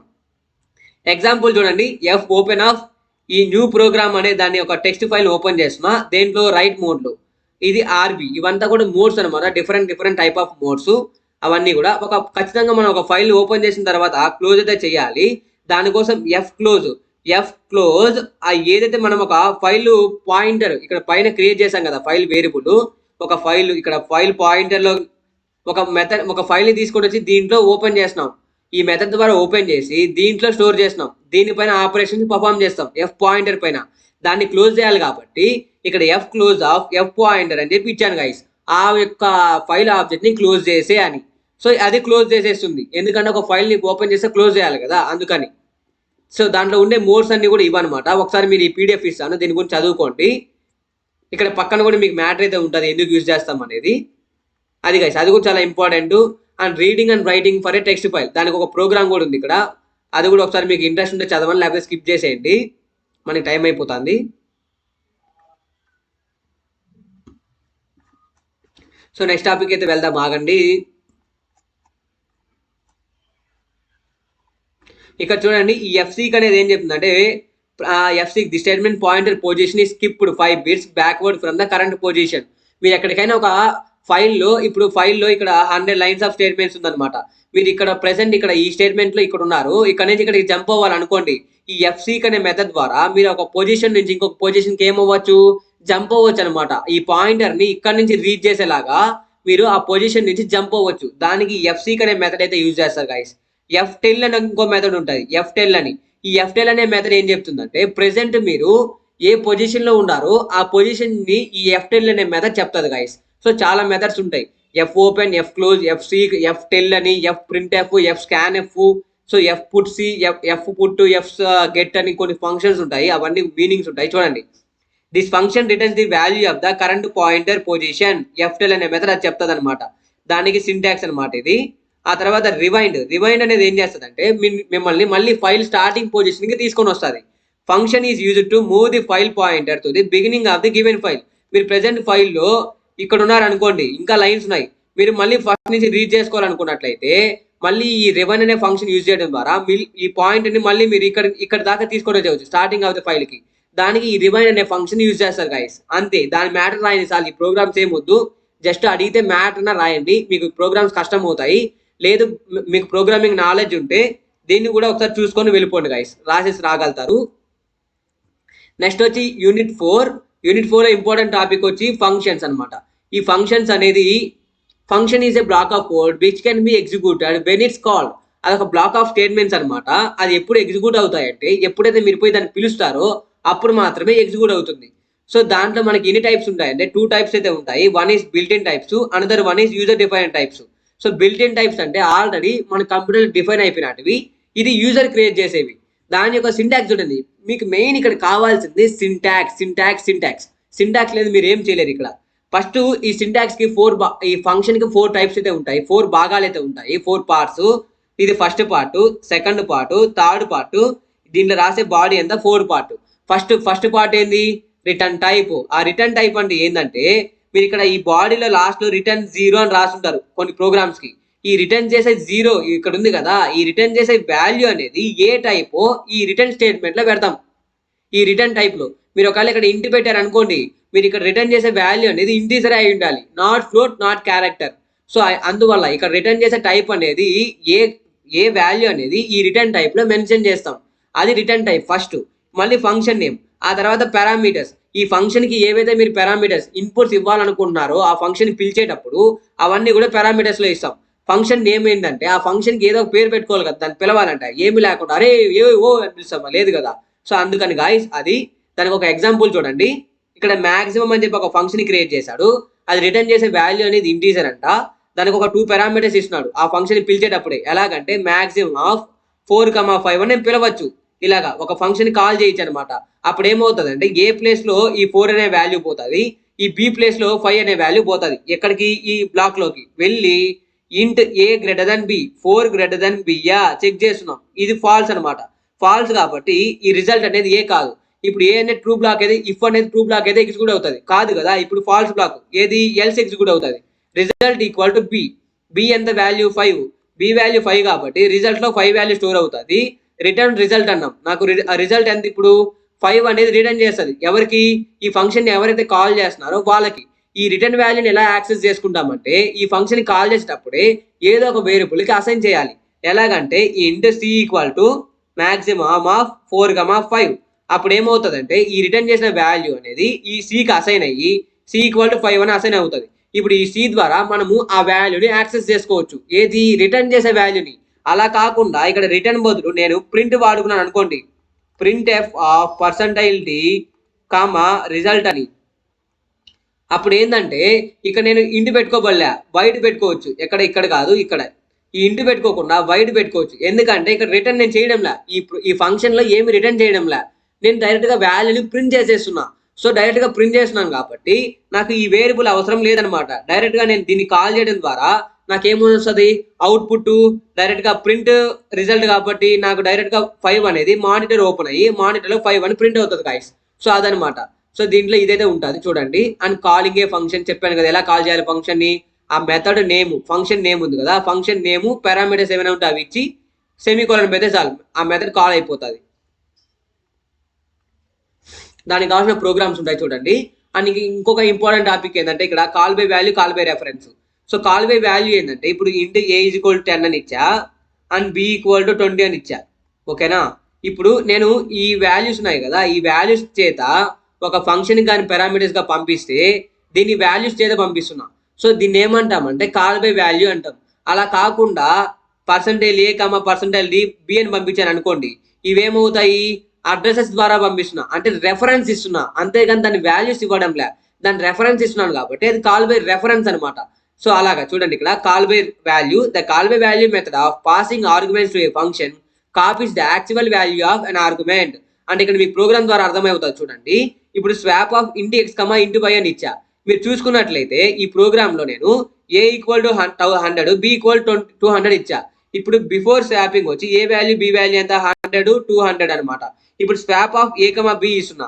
ఇప్పుడు ఈ వాల్యూస్ ని నేను ఏం చేస్తున్నా, ఈ ఫంక్షన్ కి పారామీటర్ గా పంపిస్తున్నా, వాల్యూస్ ని పంపిస్తున్నా. అంతేగాని రెఫరెన్స్ ని పంపించడం లేదు, దాని అడ్రస్ ఇవ్వడం లేదు. డైరెక్ట్ ఆ వేరియబుల్ ని పాస్ చేస్తున్నా కాబట్టి దీన్ని కాల్ బై వాల్యూ అంటారు. కాల్ బై దాని వాల్యూ చేత కాల్ చేస్తున్నా. ఆ తర్వాత ఏమవుతుంది ఇక్కడ 200, 100 అని వస్తుంది. ఎందుకంటే స్వాప్ అవుతాయి. ఆ స్వాప్ ఫంక్షన్ ఇక్కడ రాసుకున్నాం. ఎందుకు ఈ ఎక్స్ ప్లేస్లో ఏ వాల్యూ పోయింది, ఈ వై ప్లేస్లో బి వాల్యూ పోయింది. నేను నార్మల్గా స్వాప్ ఆఫ్ 100, 200 అని కూడా ఇవ్వచ్చు. బట్ నేను ఏమి ఇస్తున్నా, వేరియబుల్స్ని ఇస్తున్నా. అంటే ప్రీ డిఫైన్డ్ వేరియబుల్స్, ఆల్రెడీ నేను డిక్లేర్ చేసిన వేరియబుల్స్ని దానికి పంపిస్తున్నా. సో దాని వాల్యూస్ ద్వారా పంపిస్తున్నా కాబట్టి, కాల్ చేస్తున్నా కాబట్టి అది కాల్ బై వాల్యూ. అలా కాకుండా %a, %b ఇచ్చాను అనుకోండి ఆ ప్లేస్లో, ఎలా పెట్టి ఆ ఫంక్షన్ క్రియేట్ చేసినప్పుడు ఇక్కడ ఏం పెడతానంటే ఇంట్ పాయింటర్ పెడతా, ఇంట్ పాయింటర్ అని. సో పాయింటర్ ఏం చేస్తుంది, అడ్రస్ని స్టోర్ చేసుకుంటుంది. Address of stores the address of another variable కాబట్టి దీని వాల్యూని ఇక్కడ స్టోర్ చేసుకుంటుంది. సో కాల్ చేసేటప్పుడు నేను ఏం చేస్తానంటే స్వాప్ ఆఫ్ ఆ %a, %b అని పాస్ చేస్తా. దీని ద్వారా నేను ఇక్కడ ఏం చేస్తున్నా, రెఫరెన్స్ని పాస్ చేస్తున్నా ఫంక్షన్కి. చూడండి, it method passing the argument function copies the address of N argument. ఒక అడ్రస్ ఆఫ్ ఎన్ ఆర్గ్యుమెంట్ ని మనం పాస్ చేస్తే అది పాస్ బై రెఫరెన్స్ అవుతుంది అనమాట. సో చూడండి ఇక్కడ ప్రోగ్రామ్ చూడండి ఒకసారి. ఇక్కడ చూడండి స్వాప్ ఆఫ్ %a, %b ఒక అడ్రస్ ని నేను ఆ మెథడ్కి పంపిస్తున్నా ఇన్పుట్ లాగా.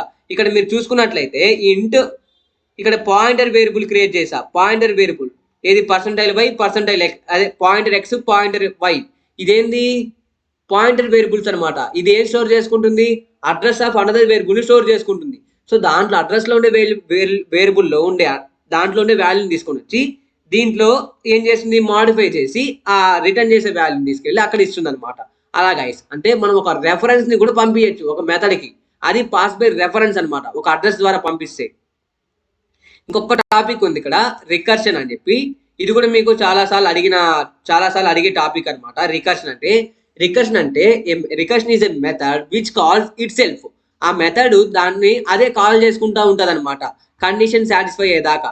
ఎలాగో చూడండి ఇక్కడ దీంట్లో మనకి ప్రోగ్రామ్స్ ఉంటాయి. ఫ్యాక్టోరియల్ కనుక్కోమని చెప్పి, లేకపోతే ఇంకొకటి ఉంటుంది చూడండి, ఫిబోనసీ సిరీస్ గురించి. ఫిబోనకీ సిరీస్ కూడా అంటారు కదా. ఫ్యాక్టోరియల్ కనుక్కోవడం అనమాట. ఫ్యాక్టోరియల్ ఎలా కనుక్కుంటాము, నార్మల్గా ఇప్పుడు టూ ఫ్యాక్టోరియల్ అనుకోండి, ఎలా వస్తుంది, 2 × 1, 2 కదా ఆన్సరు. అదే 3 ఫ్యాక్టోరియల్ అనుకోండి, 3 × 2 × 1 ఎంత, 6 ఆన్సర్. సో ఇప్పుడు దీన్ని ప్రోగ్రామేటికల్గా రాయాలి మనము. దానికోసం ఇక్కడ ప్రోగ్రామ్ ఏం రాస్తారంటే, దీనికి లెంతీ ప్రోగ్రామ్ ఉండకుండా రికర్షన్ యూజ్ చేస్తే షార్ట్ ప్రోగ్రామ్లోనే మనకి దీన్ని మొత్తం కూడా కంప్లీట్ చేసేవచ్చు. ఎలాగో చూడండి, మీకు ఇది కొంచెం ట్రిక్కీగా ఉంటుంది ఆలోచించడానికి. మీకు అర్థమైతే నేర్చుకుని, లేకపోతే స్కిప్ చేశాను గైస్. ఇక్కడ ఇక్కడ ఒక ఫంక్షన్ క్రియేట్ చేస్తున్నారు కదా, అది రికర్షన్ ఫంక్షన్ అనమాట. సో ఇది ఒక recursion function which calls it self. ఇక్కడ ఉంది కదా ఫ్యాక్ట్ ఆఫ్ x-1 అని, ఈ ఫంక్షన్ లోపలే మళ్ళీ ఈ ఫంక్షన్ ని కాల్ చేస్తున్నట్టు. సో దీన్ని రికర్షన్ అంటాం. ఈ ఫంక్షన్ ఇంకా కంప్లీట్ కూడా అవ్వాల, బట్ దీంట్లోనే మళ్ళీ నేను కాల్ చేస్తున్నా. ఎలాగా, ఇంటి x వాల్యూ 5 అనుకోండి, ఈ 5 లోపల మళ్ళీ ఆ 5 - 1 ఎంత, 4. సో 4 వాల్యూతో మళ్ళీ ఈ ఫంక్షన్ ని కాల్ చేసిన. ఇదేం చేస్తుంది, ప్రీవియస్ వాల్యూని ఒక స్టాక్ లో స్టోర్ చేసుకుంటుంది. ఇప్పుడు first x5 rest, if x = 0, నా 5 = 0 రాంగ్ కాబట్టి ఎల్ స్టేట్మెంట్ లో ఏముంది, result is equal to x × 5 into ఇక్కడ 5 వాల్యూ స్టోర్ చేసుకొని మళ్ళీ కాల్ చేస్తుంది. మళ్ళీ 5 × 4 మళ్ళీ పోతుంది, మళ్ళీ బ్యాక్ వెళ్ళి మళ్ళీ వస్తుంది 3, మళ్ళీ 2, మళ్ళీ 1. ఒకవేళ 0కి ఈక్వల్ అయింది అనుకోండి, 1 వాల్యూని రిటర్న్ చేయమంటున్నాం, మళ్ళీ 1. సో 5 × 4 × 3 × 2 × 1 × 1 వాల్యూ ఎంత, 120 వచ్చిన గైస్. అలాగా. సో ఈ ఫ్యాక్టోరియల్ ని కనుక్కోవడానికి రికర్షన్ ఫంక్షన్ యూజ్ చేస్తున్నాం అనమాట. సో ఇది గైస్ ఈ టాపిక్. ఇంకో 2 టాపిక్స్ అయితే చెప్తాను, క్లోజ్ చేస్తాను అక్కడతో చాలు. మీరు ఇంకా ఎక్కువ చదవబాకండి, రేపు పాస్ అవుతారు ఎగ్జామ్ పక్కా. సో డైనమిక్ మెమరీ అలొకేషన్ అనమాట. అంటే ఏంటంటే ఒక స్టాటిక్ గా మన మెమరీని అలొకేట్ చేయడం, ఇంటి ఈక్వల్ 10 అని మనం ఇచ్చే ఎంటర్ చేసే ఎలిమెంట్స్ ని బట్టి దాని యొక్క సైజ్ డిక్లేర్ అవ్వాలి. ఇప్పుడు అరే సైజ్ ఎలాగైతే మనం ప్రీడిఫైన్ గా ఇవ్వకుండా డైనమిక్ గా తీసుకోమన్నాము, దాంట్లో ఎన్ని ఎలిమెంట్స్ స్టోర్ చేసి అంత స్పేస్ ని తీసుకో, మిగతాది స్కిప్ చేసే. అలాగా. సో వేస్ట్ చేయకుండా ఉండడానికి, ఒక మెమరీని వేస్ట్ చేయకూడదు, ఎంత కావాలో అంతే ఇవ్వాలి. దానికోసం డైనమిక్ మెమరీ అలొకేషన్ యూజ్ చేసుకుంటాము. చూడండి, దానికి కావాల్సిన ప్రోగ్రామ్ కూడా ఇక్కడ ఉంది. అలా కాకుండా మనం కాన్సెప్ట్ నేర్చుకుంటాం. ఫస్ట్ ఆ కిందకి వెళ్తాను, మ్యాటర్ ఏమైనా ఉంటుంది. Dynamic memory allocation, it is refers to manage the memory management. It is memory management. This allows you to obtain more memory when you required and release it when it is not necessary. ఇప్పుడు నాకు అరేలో నేను అరే size 10 ఇచ్చాను, నేను declare ఇక్కడ use చేసుకునే variables 5 ఉంది అనుకోండి, మిగతా 5 ఎలిమెంట్స్ యొక్క సైజ్ అనేది 0 స్టోర్ అయ్యి మెమరీ ఎంత వేస్ట్ అవుతుంది. సో ఇలా వేస్ట్ అవ్వకుండా ఉండడానికి నేను డైనమిక్ మెమరీ అలొకేషన్ యూజ్ చేసుకొని ఈ 5 ఎలిమెంట్స్ కి మిగతా రెస్ట్ ఆఫ్ ద 5 ఉంది కదా, దాని యొక్క మెమరీ స్పేస్ ని ఫ్రీ చేసేస్తా. ఇంకా దేనికైనా యూజ్ చేసుకోవచ్చు కదా. మెమరీని వేస్ట్ చేయకుండా ఉండడానికి డైనమిక్ మెమరీ అలొకేషన్ యూజ్ చేసుకుంటాం. దీంట్లో మనకి 4 మెథడ్స్ ఉన్నాయన్నమాట. ఆల్రెడీ ఈ లైబ్రరీలో ఉన్నాయి. ఈ లైబ్రరీ ఆల్రెడీ మనం మెన్షన్ చేస్తాము. std.lib.h stdio.h కాదు, stdlib.h లైబ్రరీ ఫంక్షన్ లో ఉంది. దాంట్లో ఈ mlac, clac, relac, free అని చెప్పి 4 మెథడ్స్ అయితే ఉన్నాయి.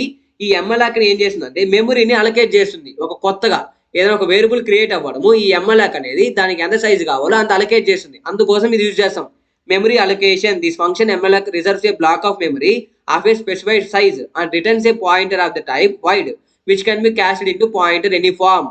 ఏ వేరియబుల్ అయినా క్రియేట్ అయినప్పుడు దానికి ఎంత సైజ్ కావాలో ఈ mlac అనేది క్రియేట్ చేస్తుంది. ఇప్పుడు అరేలో ఒక కొత్త ఎలిమెంట్ యాడ్ అవ్వడము, దాని వరకే ఏం చేస్తుంది అంటే ఎంత స్పేస్ కావాలో అంత యాడ్ చేస్తుంది అనమాట. ఒకవేళ ఎలిమెంట్ ఇంక్రీజ్ అయితే దానికోసం ఈ mlac ని యూజ్ చేసుకోవచ్చు. ఇంకొకటి CLAC. ఈ CLAC ఏం చేస్తుంది అంటే కంటిన్యూస్ గా ఒక అలొకేషన్ చేసుకుంటూనే వెళ్తుంది. కాంటిగ్యూస్ అలొకేషన్ అనమాట. The only difference between mlac and CLAC is mlac allocates a single block of memory, whereas CLAC allocates multiple block of memory. అంటే అక్కడ ఒక ఎలిమెంట్స్ క్రియేట్ అయినప్పుడు mlac యూజ్ చేసుకుంటాం. ఈ CLAC ఎలాగంటే ఒకేసారి ఒక అరేలో 10 ఎలిమెంట్స్ యాడ్ చేశాను అనుకోండి, ఆ 10 ఎలిమెంట్స్ కి కాంటిగ్యూస్ మెమరీ అనేది డైరెక్ట్ గా అలొకేట్ చేసేస్తుంది. ఇంత స్పేస్ దీనికి కావాలి కాంటిగ్యూస్. ఇప్పుడు ఇంత బాక్స్ ఆఫ్ మెమరీ కావాలనుకోండి, అది కాంటిగ్యూస్. అలా కాకుండా పీసెస్ గా అనుకోండి, నాన్ కాంటిగ్యూస్. ఇది ఒకే కాంటిగ్యూస్ మెమరీలో దాన్ని అన్నింటినీ స్టోర్ చేసేస్తుంది. సో దానికి ఈ CLAC ని యూజ్ చేస్తాము. అండ్ ఇక్కడ ఇంకొకటి realloc అనే ఫంక్షన్ అయితే ఉంటుంది. ఈ realloc ఫంక్షన్ ఏం చేస్తుందంటే ఆ అరేకి ఎంత సైజ్ కావాలో అంత సైజ్ ఇచ్చి మిగతా సైజ్ ని తీసేస్తుంది అనమాట. అది ఈ రీఅలొకేట్ చేస్తుంది. మెమరీ ఎంత కావాలో అంతే అలొకేట్ చేసి నువ్వు డిక్లేర్ చేసా, నేను ఇక్కడ A10 అని ఇచ్చా, బట్ నేను ఇక్కడ ఇచ్చిన ఎలిమెంట్స్ 5 ఉన్నాయి అనుకోండి, ఈ 10 కాస్త 5 చేసేస్తుంది. ఎవరు? ఈ realloc అనే మెథడ్. అదనమాట. ఈ ఫ్రీ అనే మెథడ్ ఏం చేస్తుందంటే ఎప్పుడైతే మనం ఇక్కడ చూడండి, dynamic allocated memory created with either CLAC or mlac doesn't get freed on its own. అది దానంతగా అదే ఎప్పుడు దాని డేటా అనేది మళ్ళీ మనం డిలీట్ చేస్తామో యూజ్ చేయమో అది ఏమవ్వదు, దాని మెమరీ అనేది ఫ్రీ అవ్వదు అనమాట. సో దాన్ని మనం ఏం చేయాలంటే దాని మెమరీని మళ్ళీ ఫ్రీ చేస్తే కానీ ఇంకొక వేరియబుల్కి మనం అసైన్ చేయలేము కదా. ఒక మెమరీ నేను నీకు ఇచ్చాను, నువ్వు మళ్ళీ దాన్ని యూజ్ చేయడం లే, బట్ నీ ద్వారా అది mlac CLAC ద్వారా అలొకేట్ అయింది నీకు మెమరీ. ఆ మెమరీని నేను మళ్ళీ ఏం చేయాలి, దాని అంతకు అదే ఓన్ గా ఫ్రీ చేయలేను అనమాట, కంపైలర్ కానీ ఎవరు కానీ. ఈ ఫ్రీ అనే మెథడ్ మనం కాల్ చేయడం ద్వారా దాని డేటాని మనం క్లియర్ చేసేవచ్చు. దానికని you must explicitly use free method to release the space. ఆ స్పేస్ ని రిలీజ్ చేయడానికి ఈ ఫ్రీ మెథడ్ అనేది యూజ్ చేస్తాం. Direct free of pointer it's all guys. మొత్తం ఆ స్పేస్ అంతా కూడా ఫ్రీ అయిపోతుంది. అది గైస్ దానికి కావాల్సిన మెథడ్ ఇక్కడ ప్రోగ్రామ్స్ అయితే ఉంటాయి, అవైతే చూసుకోండి. సింటాక్స్ చూసుకోండి చాలు. mlac, CLAC, realloc, ఫ్రీకి సింటాక్సెస్ చూసుకోండి, ఆ మ్యాటర్ చదువుకోండి. డైనమిక్ మెమరీ అలొకేషన్ అంటే ఏంటి రేపు ఎగ్జామ్లో రాసేవచ్చు మీరు, అది ఆ క్వశ్చన్ అయితే వస్తుంది. And introduction to algorithms. నేను ఇందాకే చెప్పాను కదా ఆల్గరిథం అంటే ఏంటని, స్టెప్ బై స్టెప్ ప్రాసెస్, అది ఎలా రాయాలో నేర్చుకోండి. ఇక్కడ దేనికైనా ఆల్గరిథమ్స్ అడగచ్చు. బైనరీ సెర్చ్కి, లీనియర్ సెర్చ్కి, సార్టింగ్స్, సెర్చింగే ఉంటాయి దీంట్లో. మీకు టైం ఇంకా ఉంది అనుకుంటే నేర్చుకోండి గైస్. నేనైతే ఇది మీకు ఇప్పటితో వదిలేయడం బెటర్ అనిపిస్తుంది. ఇక్కడితోనే ఎనఫ్, మీకు ఇక్కడికే ఎక్కువ అయిపోయింది వీడియో కూడా. సో ఒకవేళ మీకు కావాలంటే నేను చిన్న బైనరీ సెర్చ్, లీనియర్ సెర్చ్కి చిన్న టెక్నిక్ ఉంటుంది, అది చెప్పేస్తా, క్లోజ్ చేస్తా గైస్. చిన్న టెక్నిక్ అది ఎక్కడ వస్తుంది అంటే చూడండి, ఈ బైనరీ సెర్చ్ ఏంటంటే ఇక్కడ ఒక టోటల్ ఇప్పుడు ఎలాగంటే 1, 5, 6, 8 ఉంది కదా, ఇది ఒక అరేలో ఉంది అనుకోండి. సో ఇది ఏం చేస్తుందంటే బైనరీ సెర్చ్ ఫస్ట్ ఏం చేస్తుందంటే ఈ L వాల్యూని స్టార్టింగ్ ఇండెక్స్ గా తీసుకుంటుంది 0, అండ్ H అనే వాల్యూని లాస్ట్ ఇండెక్స్ వాల్యూ తీసుకుంటుంది. 0, 1, 2, 3, 4 కదా, H అనే వాల్యూ 4 అనుకోండి. ఇక్కడ ఏం చేస్తామంటే బైనరీ సెర్చ్ లో మనం ఎవ్రీ టైము L+H/2 తీసుకుంటాం, అంటే మిడిల్ వాల్యూని తీసుకుంటాం. మిడిల్ వాల్యూ ఎంత? 0+4 అంతే 2 వస్తుంది. 4/2 అంతా 2. సో 2 కాడ ఇక్కడ 6. ఈ వాల్యూతో మనం ఏం చేస్తామంటే మనం సెర్చ్ చేయాలనుకునే వాల్యూ దీనికన్నా చిన్నదా దీనికన్నా పెద్దదా చూస్తాం. దానికన్నా పెద్దది అనుకోండి, ఇక్కడ నుంచి అరే తీసుకుంటాం. ఈ మిడ్ వాల్యూ ఉంది కదా ప్రెసెంట్, ఈ మిడ్ వాల్యూకి ఈ L వాల్యూ అనే దాన్ని పంపిస్తాం. అక్కడ నుంచి మిగతా అరేని తీసుకొని మళ్ళీ దాంట్లో మిడ్ వాల్యూని తీసుకుంటాం. అలాగనమాట బైనరీ సెర్చ్ అంటే. అలా కాకుండా లీనియర్ సెర్చ్ ఏంటంటే ఎవ్రీ ఎలిమెంట్, మీ ప్రోగ్రామ్ లో ఉండే ఎవ్రీ ఎలిమెంట్ ని కంపేర్ చేసుకుంటా పోవడం, మీరు సెర్చ్ చేయాలనుకునే వాల్యూని. ఇక్కడ ఏం చేస్తామంటే ఒక అరే ఆఫ్ ఎలిమెంట్స్ ఉంటాయి, దాంట్లో మీరు ఒక ఎలిమెంట్ ఉందా లేదా సెర్చ్ చేస్తారు. దానికోసం వాడేది బైనరీ సెర్చ్. సార్టింగ్స్ ఉంది కదా, దాంట్లో ఉండే ఎలిమెంట్స్ అన్ని ఆర్డర్ లో ఉన్నాయా లేదా చూసుకొని, లేదనుకోండి దాన్ని ఆర్డర్లోకి తేవడానికి యూజ్ చేసేది సార్టింగ్స్ అనమాట. Bubble sort, insertion sort, selection sort. దానికి డిఫరెంట్ టైప్ ఆఫ్ టెక్నిక్స్ అవన్నీ కూడా. ఇక్కడ చూడండి, దానికి కావాల్సిన నేను ఇక్కడ లాజిక్ చెప్తాను. చూడండి, ఇక్కడ ఫస్ట్ మిడ్ వాల్యూ కనుక్కున్నాడు. ఆ మిడ్ వాల్యూతో కంపేర్ చేశాడు అనమాట. అది ఈక్వల్ అనుకోండి, దాని ఫ్లాగ్ ఈక్వల్ టు 1 అని పెట్టి బ్రేక్ చేస్తున్నాడు. అక్కడికి ఆ ప్రోగ్రామ్ని బ్రేక్ చేసి మొత్తానికి ఎక్కడికి లాస్ట్లోకి వచ్చి ఫ్లాగ్ ఈక్వల్ టు 1 అయింది కాబట్టి కీ అనేది ఫౌండ్. అది దాంట్లో మీరు ఎంటర్ చేసిన వాల్యూ అనేది అరేలో ఉంది అన్నాడు. ఒకవేళ ఫ్లాగ్ వాల్యూ కానీ 1 కాకపోతే కీ అనేది కాదు, నాట్ ఫౌండ్. ఆ వాల్యూ మీరు ఎంటర్ చేయాలనుకున్న వాల్యూ, సెర్చ్ చేయాలనుకున్న వాల్యూ అనేది అరేలో లేదని చెప్పి ప్రింట్ చేస్తాడు. అది అనమాట. అది లీనియర్ సెర్చ్లో అయితే ప్రతి వాల్యూని సెర్చ్ చేసుకుంటా పోయి చేస్తాడు గైస్. అది లీనియర్ సెర్చ్. స్టార్టింగ్స్ వద్దు, ఇంకా మీకు వదిలేయండి. ఇవి మాత్రం నేర్చుకొని పోండి గైస్. రేపు ఎగ్జామ్ పాస్ అవుతారు. అండ్ మీకు ఇంకా ఒకవేళ టైం ఉంది, మీకు ఒకవేళ స్టార్టింగ్స్ ముందే నేర్చుకోండి, దాన్ని కూడా యాడ్ చేసుకోండి. And please subscribe to our channel. నాకు గొంతు పోయింది చెప్పి. అండ్ ప్లీజ్ మీరు చేసే ప్రతి ఒక్క సబ్స్క్రైబ్ కూడా మరి కొంతమంది JNTU స్టూడెంట్స్కి మన వీడియోస్ని ముందుకు తీసుకొని వెళ్తుంది, చాలా మందికి యూజ్ అవుతుంది. Please thank you for watching. And exam బాగా రాయండి రేపు. Thank you guys.